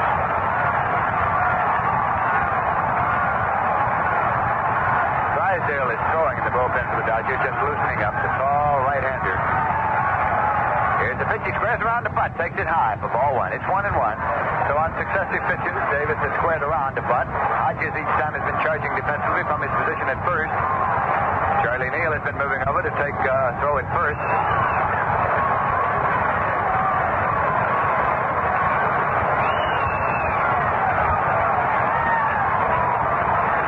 Ken Miller is looking in, has the sign. He's into the stretch. Runners leading. And here's the pitch.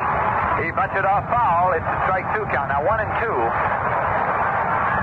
The pitch came in a little high, and he tried to bunt it instead right down into the dirt, and it came on back. So now 1-2 to Willie Davis.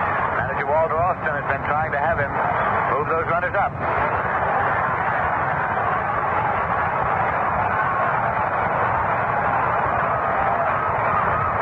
Davis coming back into the batter's box.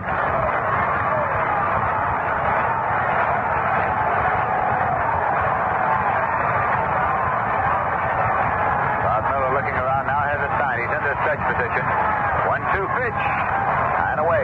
It is ball 2. 2-2 now to Willie Davis.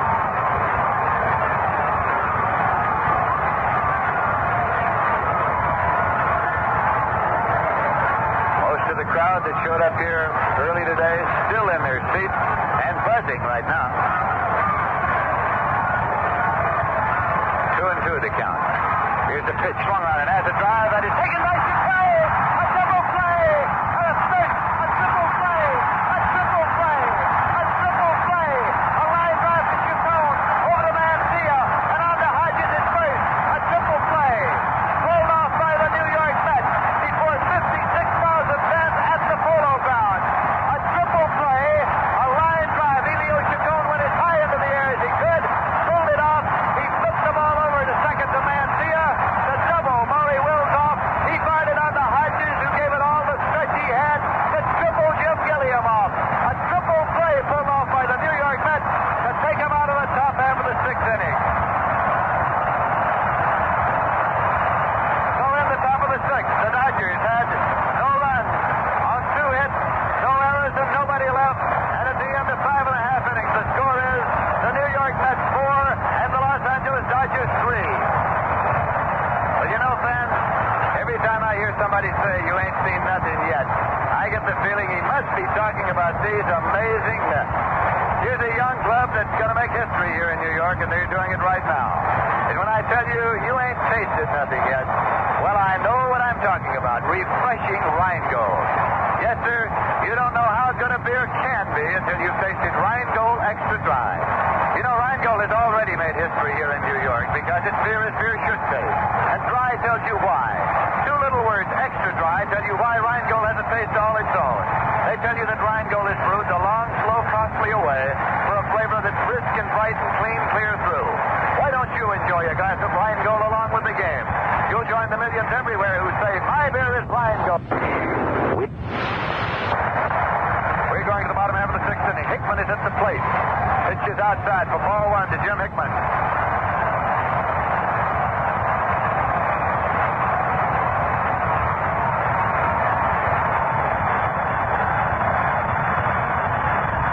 Pitch is low to Hickman, and it's ball 2.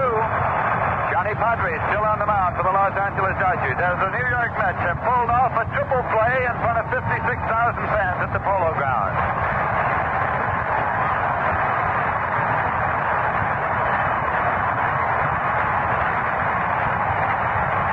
Change of speed, and Hickman takes it in there for a call strike. It's 2-1.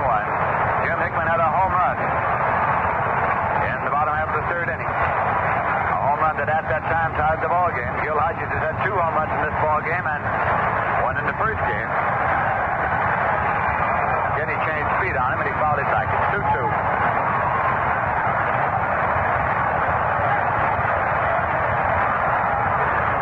The New York Mets are leading here by a score of 4-3. The Dodgers won the first game by a score of 13-6.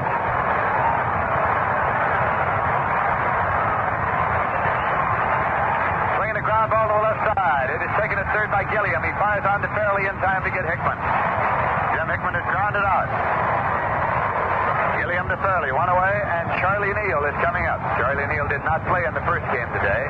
He did not arrive back in New York until after the first game had started. He had been in Longview, Texas to attend the funeral of his uncle.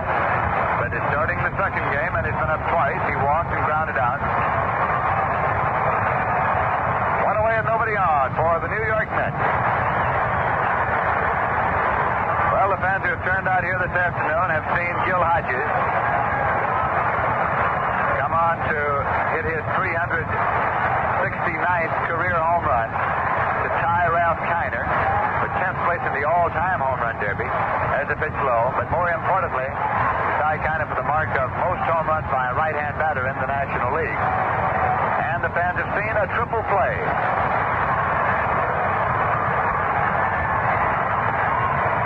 Pitch is outside for ball.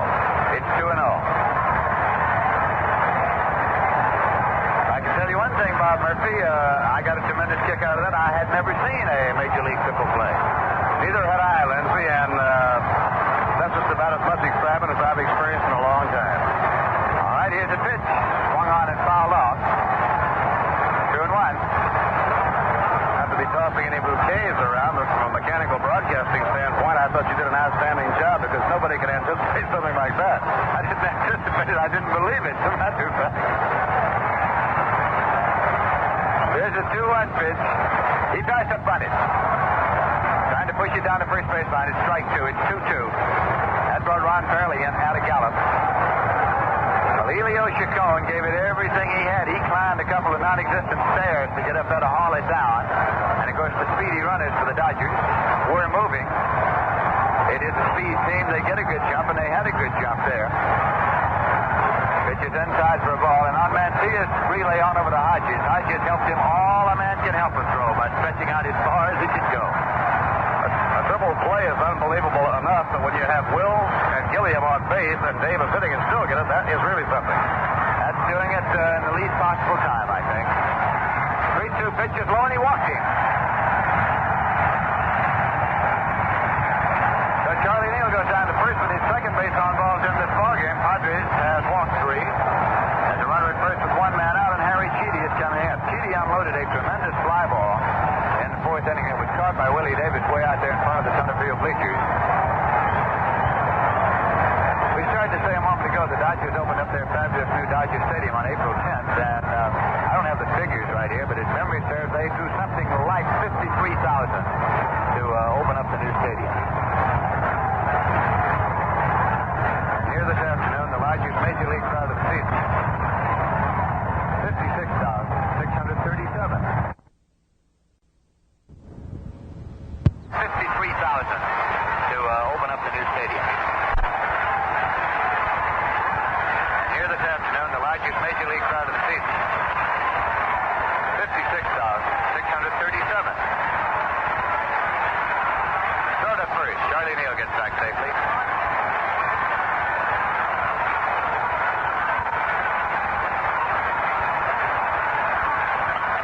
Here is a foul ball down the right field line.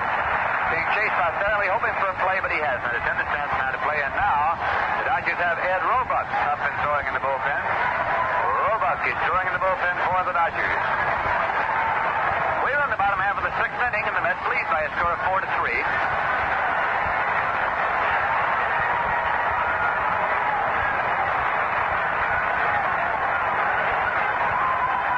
Count to Harry Cheedy. It's strike 1.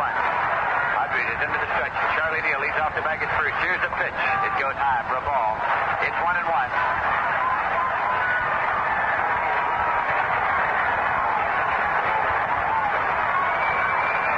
These same two teams here again tomorrow night at 8 p.m. The San Francisco Giants in here Friday night at 8 p.m. The Giants in for a doubleheader at 1 p.m. Saturday and a single game at 2 p.m. Sunday.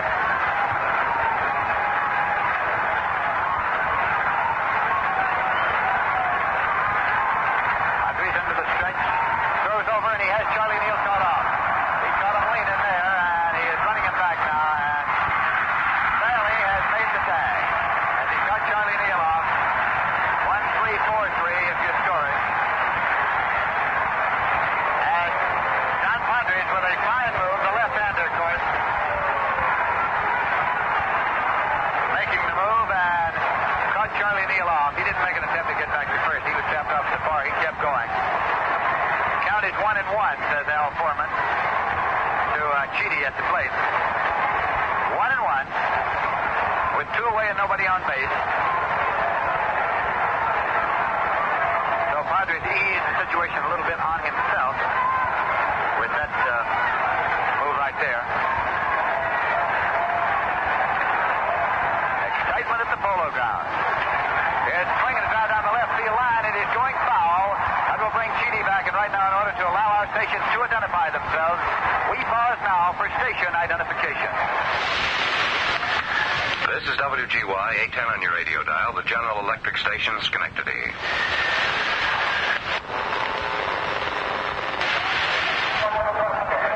This is Lindsey Nelson with Bob Murphy and Ralph Kiner at the Polo Grounds, where the count to Cheedy at the plate is now 1 ball and 2 strikes. Christopher's on deck. Here's the pitch. Fastball taken high and tight. It's 2-2.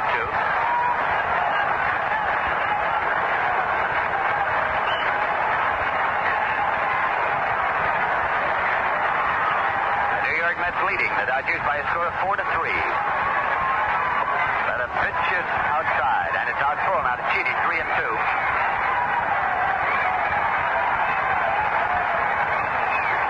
Manager Casey Stengel started Sammy Taylor as his catcher in the first game because of his defensive ability. But after the Mets got behind and he needed a little right-hand power, he brought Chidi on, started Chidi in this game. Swing and a miss, strike three, struck him out.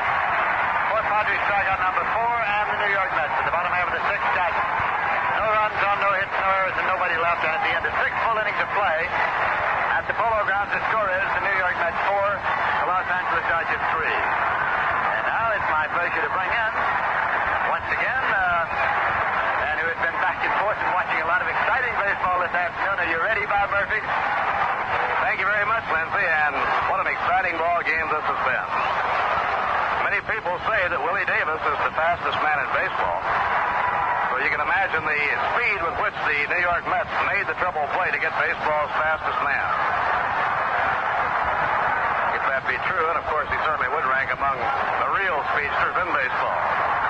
Maury Wills was on second, Jim Gilliam was on first, and Chacon made it all possible with his jumping grab of the hard liner. Neal was Johnny on the spot and made a strong throw to Hodges for the triple play. In the 7th inning, it'll be Tommy Davis leading off against Bob Miller. Fans, remember, there are seats available for the concluding game of this series right here at the Polo Grounds tomorrow night. Tickets will be on sale throughout the day at the advanced ticket window on 8th Avenue, so if you're in the neighborhood, be sure to stop by and make your ticket purchases.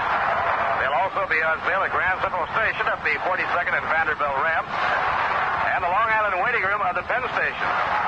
The Giants are here Friday night, a big doubleheader on Saturday. There are seats available, and also on Sunday. Following the Sunday game with the Giants, the Mets will go on the road. They'll be in Philadelphia, Chicago, and Houston. And they return to the Polo Grounds on June 15th to open a homestand in which they will be hosting the Chicago Cubs, Milwaukee Braves, and Houston Colt 45.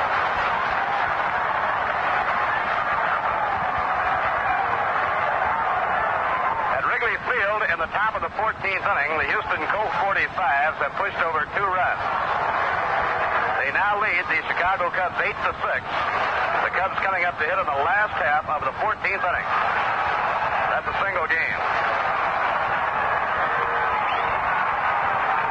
Right here we're in the 7th with cleanup batter Tommy Davis stepping in against Bob Miller.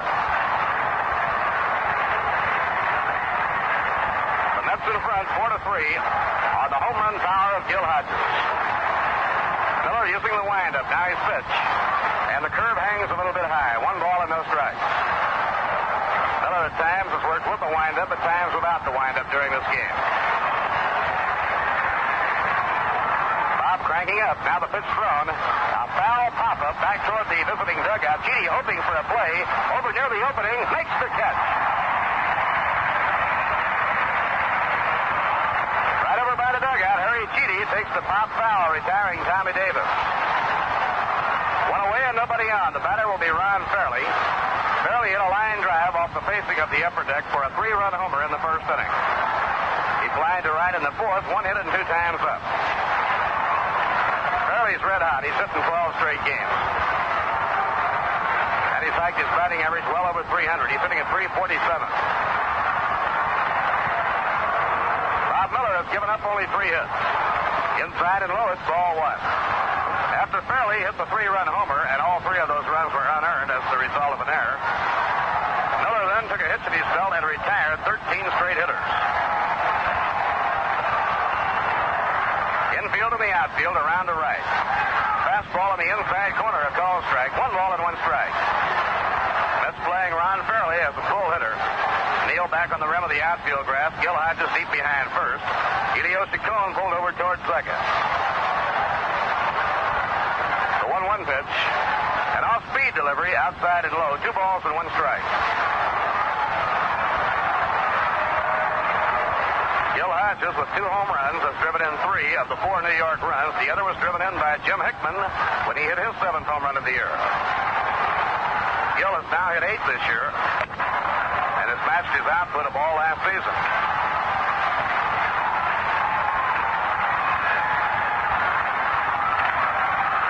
Here's the 2-1 pitch. In the dirt, a curve, no No damage done, nobody on, and the count 3-1.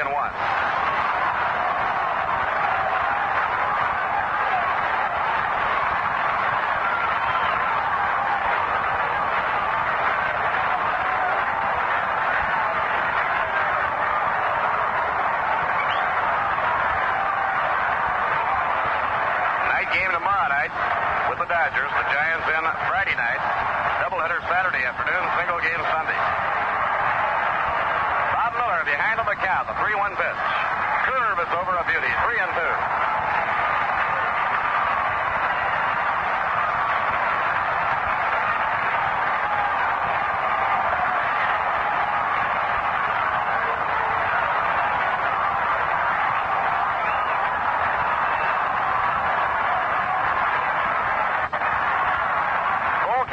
On Ron Fairley. Here's the payoff pitch to him. And it's ball 4. He held up on a curve, then took it in the dirt.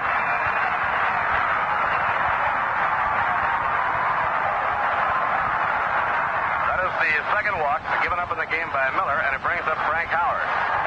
Well, it's all over at Wrigley Field. The Colt 45s got 2 in the 14th, and they win the game over the Cubs 8-6. The winning pitcher is Dave Justy, the young right-hander, given a bonus to sign from Syracuse University, and the losing pitcher, knuckleballer Barney Schultz.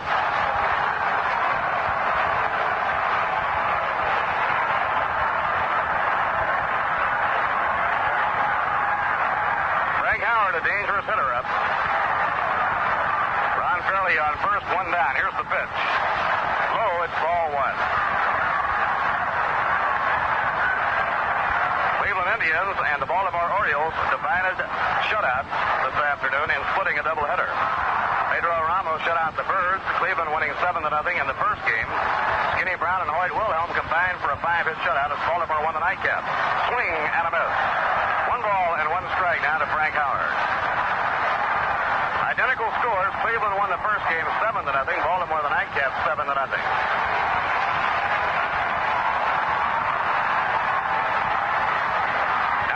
Pitching position, delivers in the dirt. Good stop by Harry Cheedy. Harry had to kind of shuffle off to his right and block that one with his chest. 2 balls and a strike. Bob Miller trying to get as much on those breaking pitches as possible.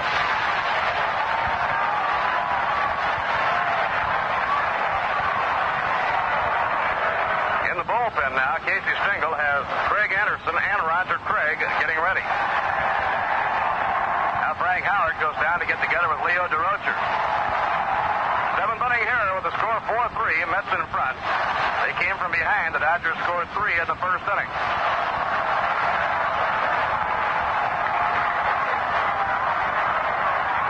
Big Frank Howard, right-hand hitter waiting. In comes the pitch to him, a swing and a miss. 2 balls and 2 strikes.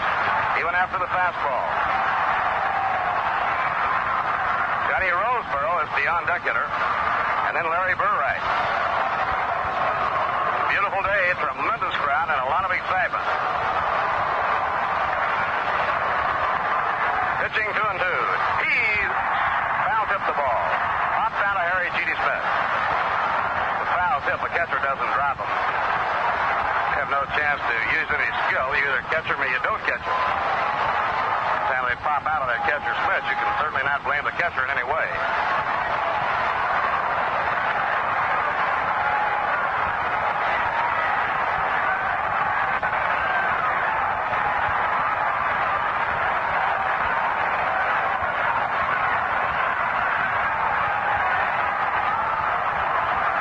Count 2-2 on Frank Howard.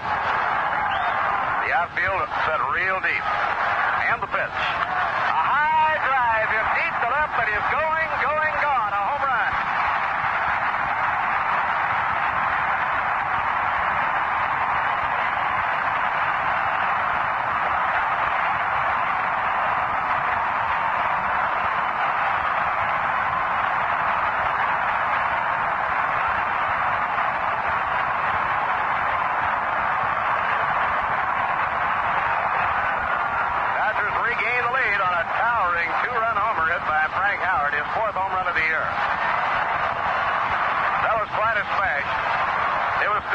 As it sailed into the upper deck in left field. The Dodgers regain the lead. They go out in front 5-4. Home runs have accounted for every run of the game. Now the hitter is Johnny Roseboro. That's only the 4th hit for the Dodgers. Taken high, it's ball 1. Miller has walked only 2 men in the game, and yet both have come back to haunt him. Bob into his windup. Down comes his pitch. Curve is hit foul on the ground. No play. 1 ball and 1 strike. Never any doubt about that smack hit by Frank Howard. It was a screamer. Still rising and sailing up toward the top of the upper deck.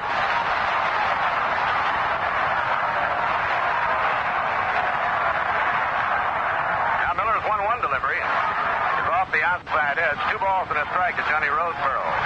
Roseboro has been called out on strikes and fly to left. He's 0 for 2.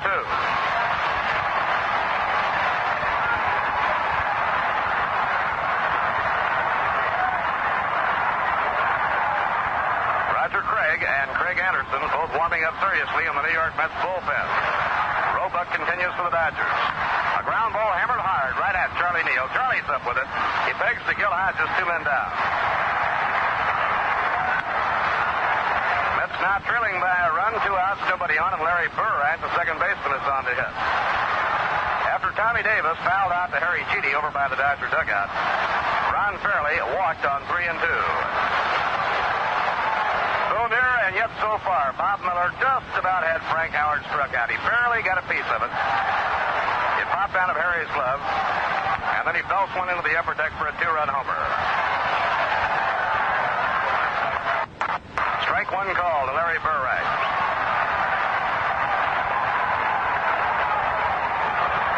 The Dodgers scored 3 on 1 hit, a 3-run homer by Fairley in the first inning. The Mets tied the game in the third on a 2-run homer by Gil Hodges and a bases-empty home run by Jim Hickman. And they took the lead in the 5th inning on Gil's second home run. A squibbler hit back toward the mound, fielded easily by Bob Miller. He throws to first, the side is out. 1 hit. A 2-run homer by Frank Howard. No errors, 10 left on. And now it's time for the 7th inning stretch, and at the end of 6 1/2 innings, the score now is the Dodgers 5 and the New York Mets 4. And now a word from Viceroy Cigarettes. I was at the races and the track was fast, and the horse's eye back ran dead last. I couldn't believe it, but the gal next to me had just finished picking 3 out of 3. It was plain to see I could use some advice, so I offered her a smoke, just to break the ice. She said, I only smoke filters, but some are so mild you can hardly taste them. And I just smiled. I said, Viceroy tastes the way you'd like a filter cigarette to taste. Not too strong, not too light. Viceroy's got the taste that's right. That's right. That's right. That's right. Now when I go to the track, I win, because I bring along my next of kin. Ah, that's right.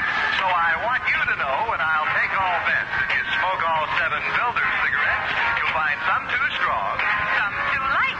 but Viceroy's got the taste that's right. That's right. That's right. That's right.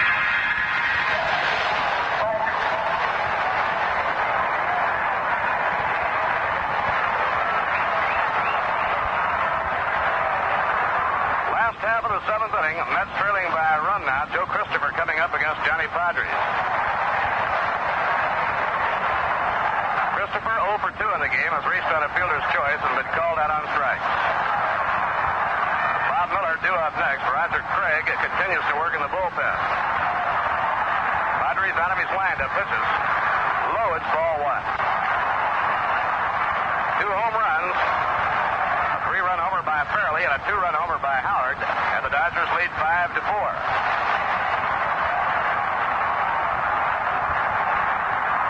Padres swings out of his windup. His pitch, foul ball, back toward the screen. No play. 1 ball and 1 strike. The Saturday doubleheader with the San Francisco Giants will get underway at 1, and the Sunday single game will start at 2.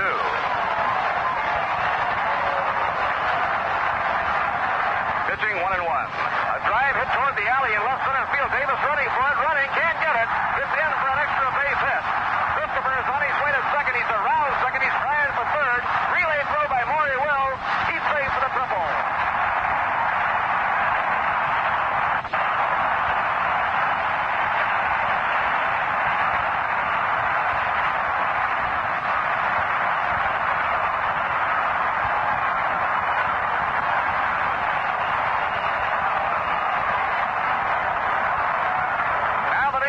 Mets have the tying run on third. Joe Christopher.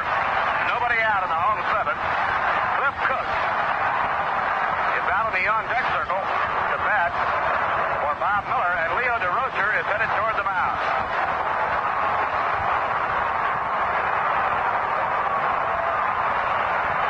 Larry Sherry giving the hurry-up sign to get ready out there.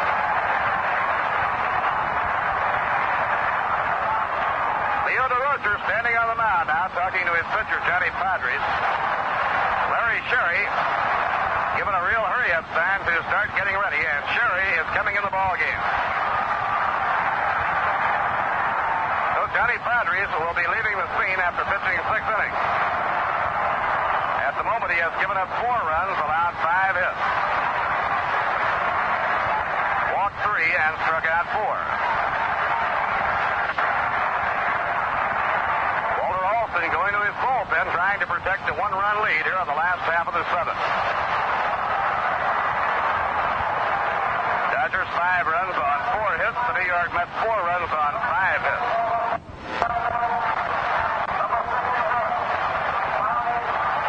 Larry Sherry coming in.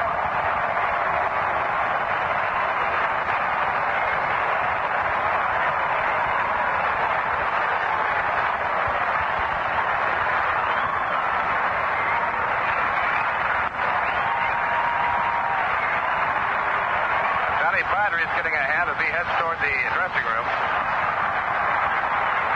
Starting by center field. For Larry Sherry, this will be his 19th appearance. Larry has worked a total of 27 and 2/3 innings.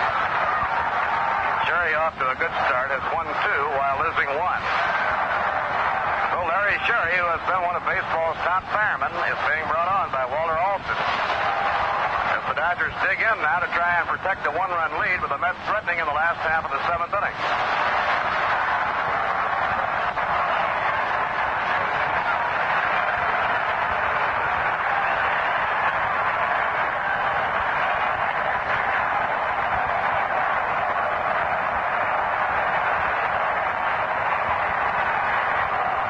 Larry Sherry warming up. And now Ed Boucher comes out on deck, and Cliff Cook comes back to the dugout as Walter Alston switches to a right-hand pitcher. Had Padres stayed in the game, Cliff Cook would have come up to hit. But now with Sherry, a right-hander, coming on, Ed Boucher will do the hitting.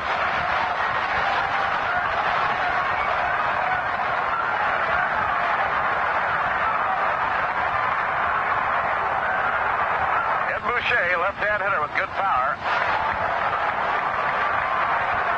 Coming on to bat now for Bob Miller.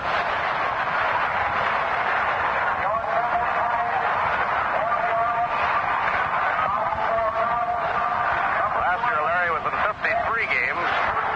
The year before, 57.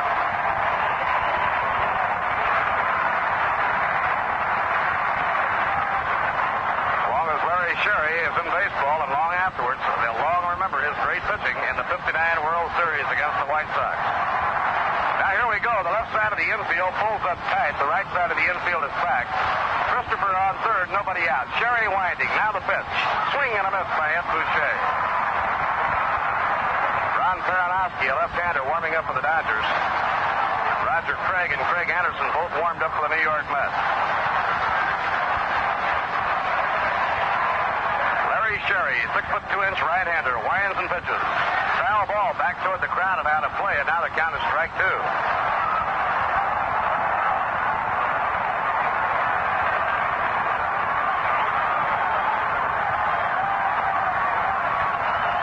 In relief, Larry Sherry has beaten the Braves and the Mets.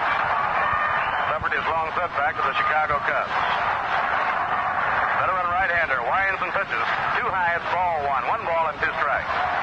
Elio Chacon on deck, and then Felix Mantilla. The 59 series, Larry 1-2 in relief and saved the other 2.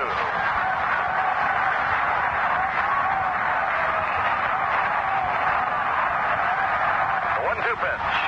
Outside and high, 2-2. Another breaking ball thrown by Sherry.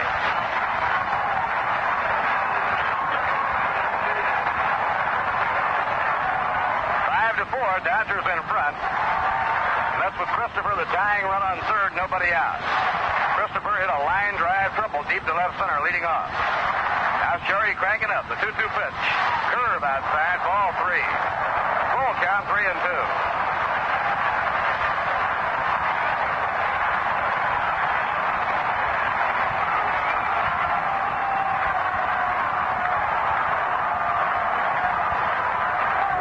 For the payoff pitch to Ed Boucher. Ed, left-hand hitter, open stance, waits. Here's the pitch. Swing and a miss. He struck him out. Ed Boucher fanned by Larry Sherry, and that'll bring up Elio Chacon.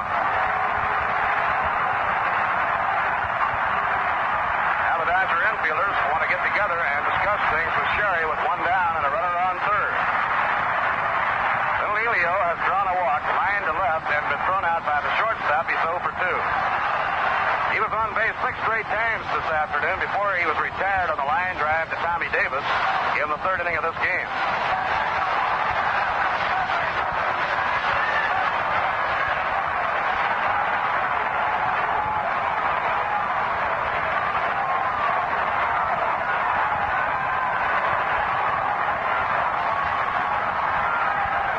Dodgers bring the infield in. Be alert for anything here. Christopher on third. Chacon the batter. Sherry standing behind the pitching slab, looking in now to Johnny Roseboro. First and third in very close. Gilliam at third and Ron Fairley at first.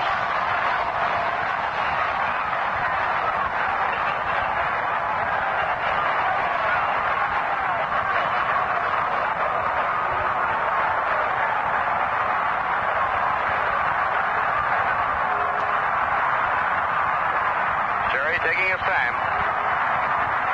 Christopher on third base. He's the tying run. Here's the windup and the pitch. A line drive moving into short left field. It's going to be in for a base hit. And the game is tied up 5-5 as Elio Chacon dumps a single into left field.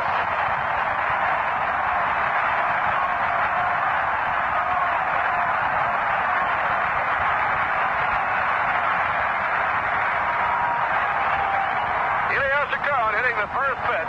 Seemed to hit it down toward the end of the bat. A soft liner into left field for a run-scoring single. Now the game is even again at 5-5. Felix Mantilla, the batter. Felix has 1 hit and 3 times up. That's the first run driven in this game that didn't come across as the result of a home run. Now Sherry up the stretch. Here's his pitch. There goes Chacon. Foul ball. Back upstairs and out of play. Elio and Mantilla had a play going. Chacon running. But on the hit to run, Mantilla fouls it away.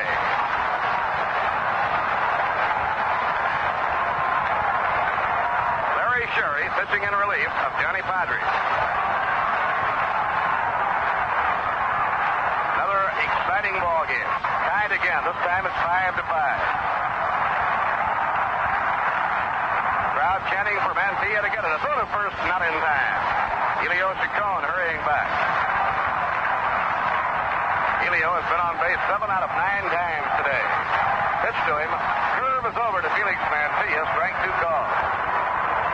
Good breaking ball by Larry Sherry, and he gets out in front of Mantilla.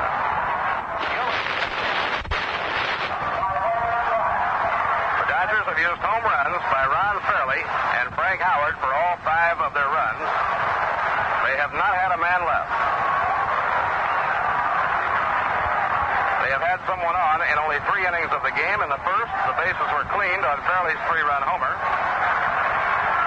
In the 6th, they had 2 men on, and Willie Davis lined into a triple play, erasing everyone. And in the 7th, Howard, with a man on, hit a 2-run homer. Hope you're planning to be here for the concluding game of the series tomorrow night. There are seats available. They will be on sale at the advanced ticket window on 8th Avenue here at the Polo Grounds, as well as Grand Central Station and the Long Island waiting room of the Penn Station. Remember, too, that for any future game here at the Polo Grounds this year, ticket reservations may be made at all Howard Clothes stores in the New York area. And when you make your ticket plans and stop by to make your reservations, be sure to include July the 14th The old-timers day game between the Giants and the Dodgers in the theme of the replay of the 51 playoff series. It's the ninth inning now with Willie Davis up against Craig Anderson. Willie 0 for 3. Craig out of his windup, his pitch, down around the knees and inside. 1 ball and no strikes.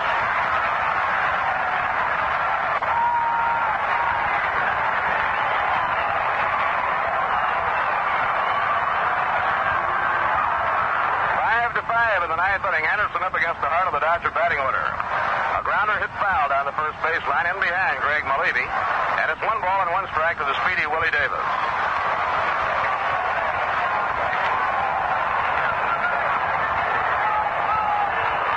Willie hitting .333.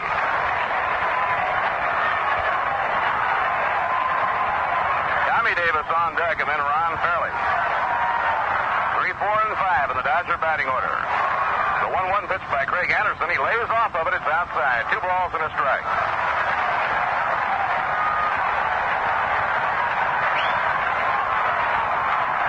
Bob Miller worked 7 innings. Bob gave up only 4 hits and just 2 earned runs.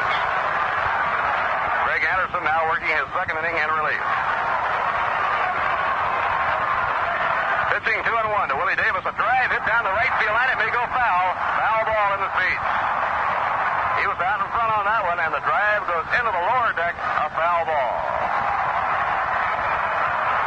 The first game today, Willie Davis hit a home run out in right center field in the upper deck. He's the runner-up to Tommy Davis in home runs on the Dodger club. Now Anderson winds and pitches. Fouled off the fist, back up toward the crowd and out of play, 2-2. Well, in the ninth inning in Milwaukee, the Braves got a run to tie up Cincinnati, and so they go into the 10th inning tied 3-3. Milwaukee won the first game 4-3 with a run in the last half of the ninth inning. In the second game, they get a run in the last of the ninth to tie it up.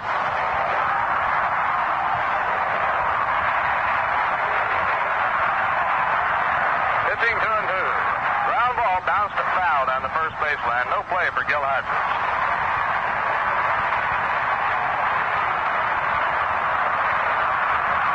For a fellow 38 years old playing on a very sore and a very painful knee, Gil Hodges has enjoyed a fabulous day. Made a couple of great plays to the field. He's hit 3 home runs.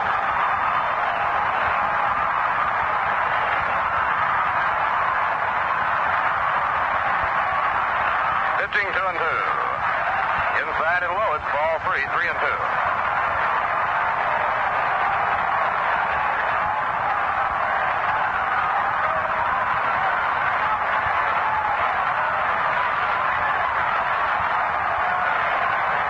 Full count to Willie Davis, the leadoff hitter in the ninth inning. Craig Anderson cranks it up. Down Kelsey's pitch. A drive hit hard down the right field line. It may go. It does for a home run.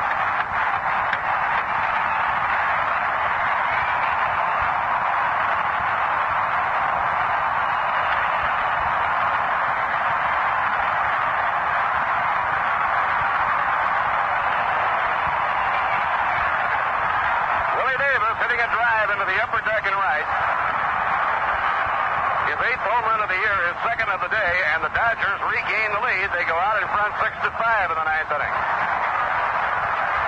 It isn't often that you see a hitter hit a drive foul into the seats and then come back and get one fair. The hitters say they usually get that one good rip. Now the batter is Tommy Davis. Fastball over, strike 1 call. The Mets in their half of the ninth inning will have Joe Christopher leading off. Then Anderson scheduled it, followed by Elio Chacon.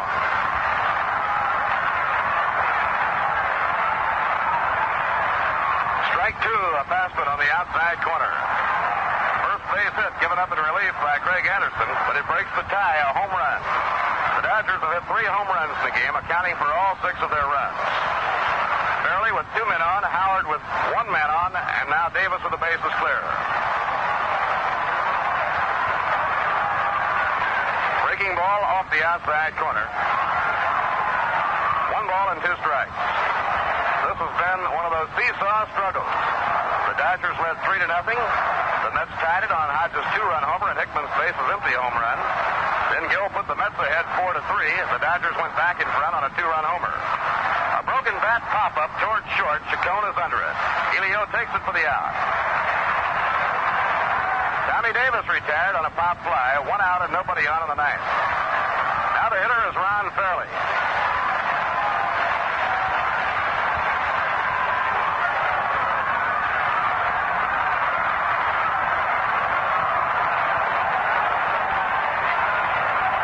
Fairley hit an opposite field home run with 2 on in the first. Swing and a miss, strike 1. Fairley has been one of the hottest of all the Dodgers during their hot streak. He now has hit safely in 12 straight. And over the 12 games, he's hitting well over 500. Ground ball lashed foul in behind Greg Malevy, the first base coach, and the count strike 2.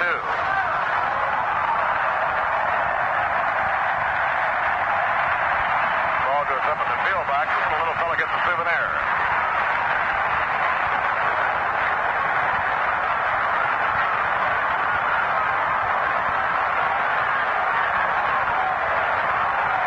In the dirt, no damage done, nobody on.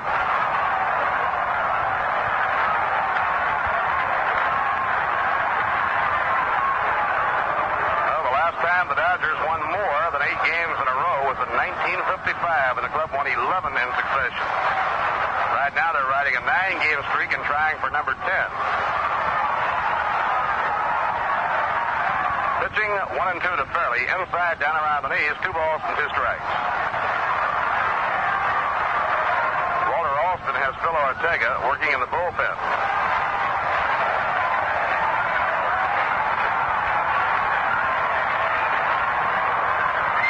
6-5, Dodgers leading. We're in the ninth. They took the lead on the home run by Willie Davis. A drive hit hard to left field. Frank Thomas moving back, reaches up, makes the catch. Hard line drive caught by Thomas. 2 down now in the top of the ninth. That brings up Frank Howard. He hit a 2-run homer to pull the Dodgers from behind in the 7th inning. The Mets were leading 4-3 when Howard connected with a drive into the upper deck in left field to make it 5-4. Then a triple by Christopher and a base hit by Chacon tied the game 5-5. Willie Davis has the Dodgers in front of the ninth. In the dirt, 1 ball and no strikes.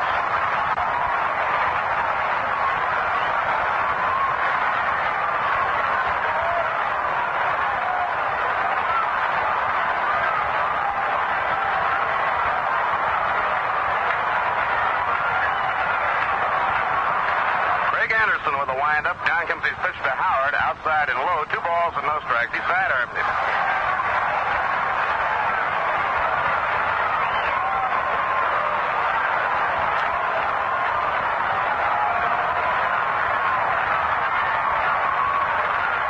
Frank Howard waiting. The big right fielder lays off of it. It's outside and low, ball 3, 3-0. Harry Cheaty squawking a bit with Al Foreman. He thought he had a strike on that last one.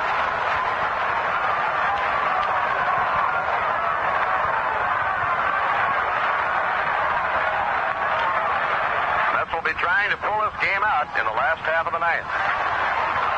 Right now they're trying to retire big Frank Howard. 3-0 pitch. That's a strike. Taking a fastball, 3-1. Howard is in the midst of quite a batting surge.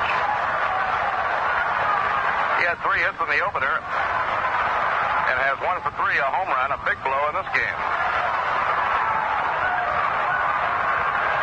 3-1 pitch. And he pops the changeup high into the air, foul. It may be out of reach.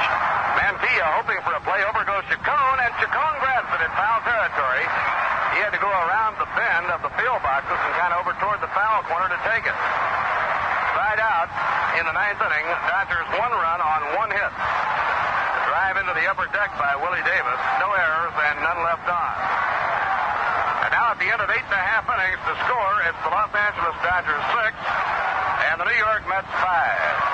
And now here's one of America's most popular singers with a musical lesson in 2 languages. Dick Damone saying down on Mulberry Street, far and near, the one they like is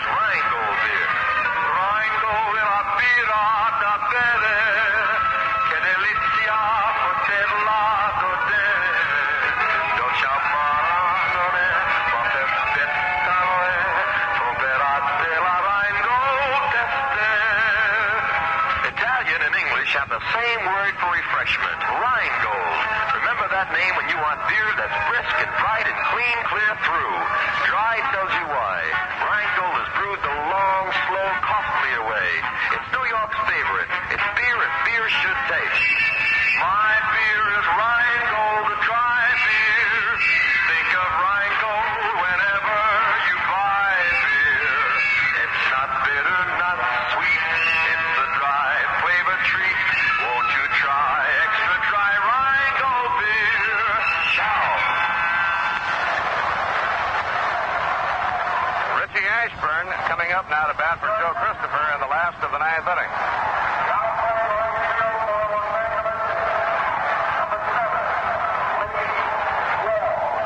Change in the outfield. Lee Walls replacing Frank Howard in right field. And Tim Harkness will be at first base, replacing Ron Fairley.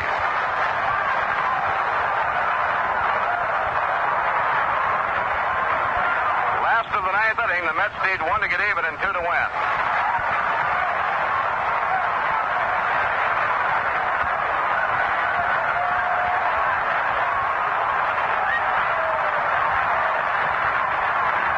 Right now, while Larry Sherry throws in his warm-up tosses, let's pause for station identification.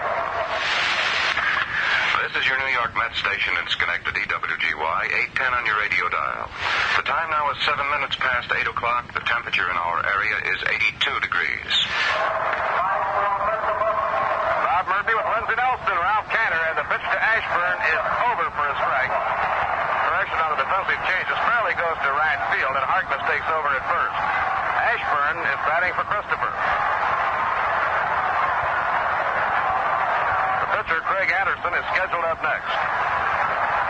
Richie Ashburn.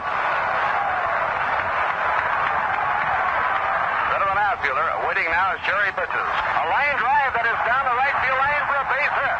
It's into the corner. Richie around first, headed for second. Here's Fairley's throw. It's going to be close to side. He's out.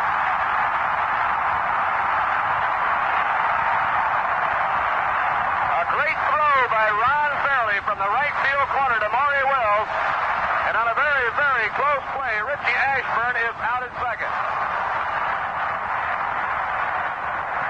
Well, the defensive move made by Walter Alston pays off with a big bonus on a spectacular throw by Ron Fairley, who went into the corner, and he rifled a bullet-like throw into Maury Wells, and on an extremely close play, Ashburn is out. Marv Throneberry coming up now to bat for Craig Anderson.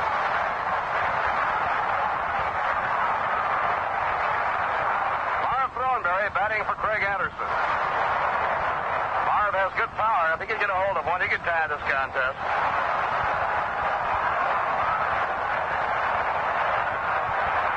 Dodgers in front, 6-5. We're in the last of the ninth inning. The Mets have out hit the Dodgers 7-5 in this one, but the Dodgers have hit 3 home runs. The Mets have hit 3. And here's the announcement on Marv Throneberry. Now Sherry ready. Around comes the arm. There goes the runner. The pitch outside. The peg going down the slide. Save for the stolen base.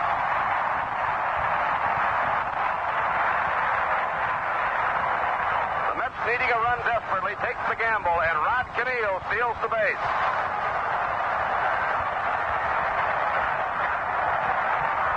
Now the tying run is in scoring position. 1 ball and 2 strikes to Felix Mantilla. Here's the stretch by Sherry and the pitch. Curve outside and low. 2 balls and 2 strikes. Rod Canillo, the tying run on second. 2 down, last of the ninth inning. Mantilla swishing that bat around. Now cocks it off the shoulder.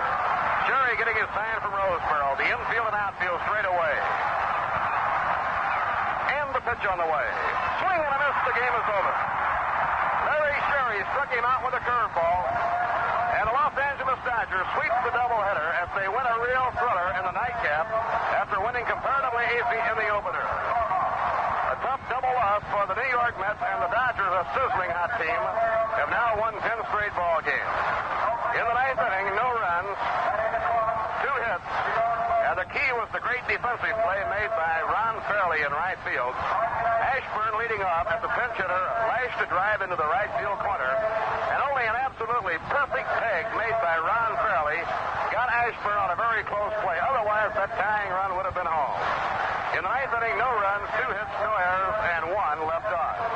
We'll be back with the recap of today's doubleheader in just a minute. The final score in the nightcap, Dodgers 6 and the New York Mets 5. Well, you know, a ball player can look awfully good early in the year, but really it isn't until he's been around the league once or twice that a manager knows he's right. You know, that's a pretty good way to judge filter cigarettes, too. Give all 7 of the leaders a go-around, you'll find some taste so strong you wouldn't know they had a filter at all. Others taste so light that there's no more fun or flavor in smoking. But when you smoke Viceroy, you know you're enjoying a big league taste. Because, my friend, Viceroy tastes the way you'd like a filter cigarette to taste. Yes, sir, Viceroy is not too strong and not too light.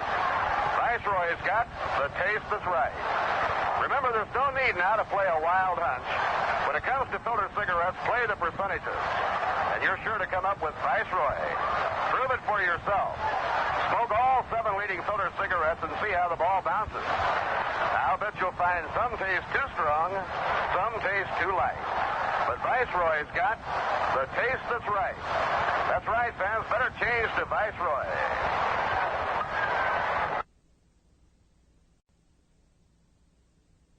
They did not leave a single man on base in the game. For the New York Mets, 5 runs on 9 hits, 1 error, and the Mets left 6 on base. The winning pitcher in relief is Larry Sherry, who worked 3 very strong innings in relief to win his 3rd of the year against 1 loss. The losing pitcher in relief is Craig Anderson. Craig gave up only 1 base hit in the 2 innings of relief work. He looked sharp, but the 1 hit was a line drive into the upper deck by Willie Davis, and that was the ball game. Craig now has won 3 while losing 4. The Dodgers did it with the home run in the nightcap to sweep the doubleheader. They scored 3 unearned runs in the first as the result of a walk, an error, and a 3-run homer by Ron Fairley. Frank Howard hit a 2-run homer in the 7th inning to put the Dodgers in front 5-4. Then a triple by Joe Christopher and a single by Elio Chacon tied the game 5-5. And Willie Davis wins the game in the 9th inning with a home run for Willie Davis, his 2nd of the afternoon and his 8th of the year. The batting star of the afternoon for the New York Mets was 38-year-old Gil Hodges. Gil hit 1 home run in the first game and came back strong to hit 2 in the nightcap. Gil now has hit 8 for the year. His 8th this season, coupled with 361 going into the year, he has a total of 369, and now shares the distinction with Ralph Kiner of having hit more home runs than any right-hand hitter in the history of the National League. But the Dodgers are the big story. They now have won 18 of their last 22. They are riding their longest winning streak since 1955. They have won 10 straight ball games. It may be somewhat to no avail because the Giants are on their way to a doubleheader sweep. They beat the Phillies 4-3 in 12 innings in the first game, and they lead 5-2 in the last half of the 8th inning in the second ball game. Well, that's the story. A magnificent crowd, one of the top crowds in the history of the Polo Grounds, 56,637. The Dodgers won the first game 13-6. Koufax all the way for the win, and Jay Hook was the loser. They win the nightcap 6-5 on 3 home runs. The Mets also hit 3, but the Dodgers win it by 1. Remember now, seats available for tomorrow night's game between the Mets and the Dodgers. Al Jackson will be on the mound for the New York Mets, and 19-year-old Joe Moeller will be pitching for the Los Angeles Dodgers. And that wraps up another New York Mets baseball game. We certainly hope you enjoyed it. Rangel certainly enjoyed bringing the games your way. Tomorrow night at 8 o'clock here at the Polo Grounds, it's the Mets and the Dodgers in the wrap-up game of the 3-game series. We'll be here to bring you all the action. This broadcast came to you through the courtesy of Liebman Breweries, brewers since 1837, and the Brown & Williamson Tobacco Corporation. Right now, I'd like to remind you to enjoy Viceroy cigarettes. Viceroy's not too strong, not too light. Viceroy's got the taste that's right. That's right. Now this is Bob Murphy saying so long for Lindsey Nelson and Ralph Kiner, our statistician Joe McDonald, and our producer Joe Gallagher, and for Rheingold, Rheingold Extra Dry. Those 2 little words, extra dry, tell you why Rheingold is beer as beer should taste. Why Rheingold is preferred by more New Yorkers than any other beer. Rheingold is brewed from the very choicest ingredients, brewed the long, slow, costlier way for flavor that is brisk and bright and clean clear through. So fill up your glass with an ice cold, refreshing glass of good Rheingold Extra Dry. The final scores as the Dodgers win 2, 13-6 in the opener, and 6-5 in the nightcap. So long, everybody. This is the New York Mets Baseball Network.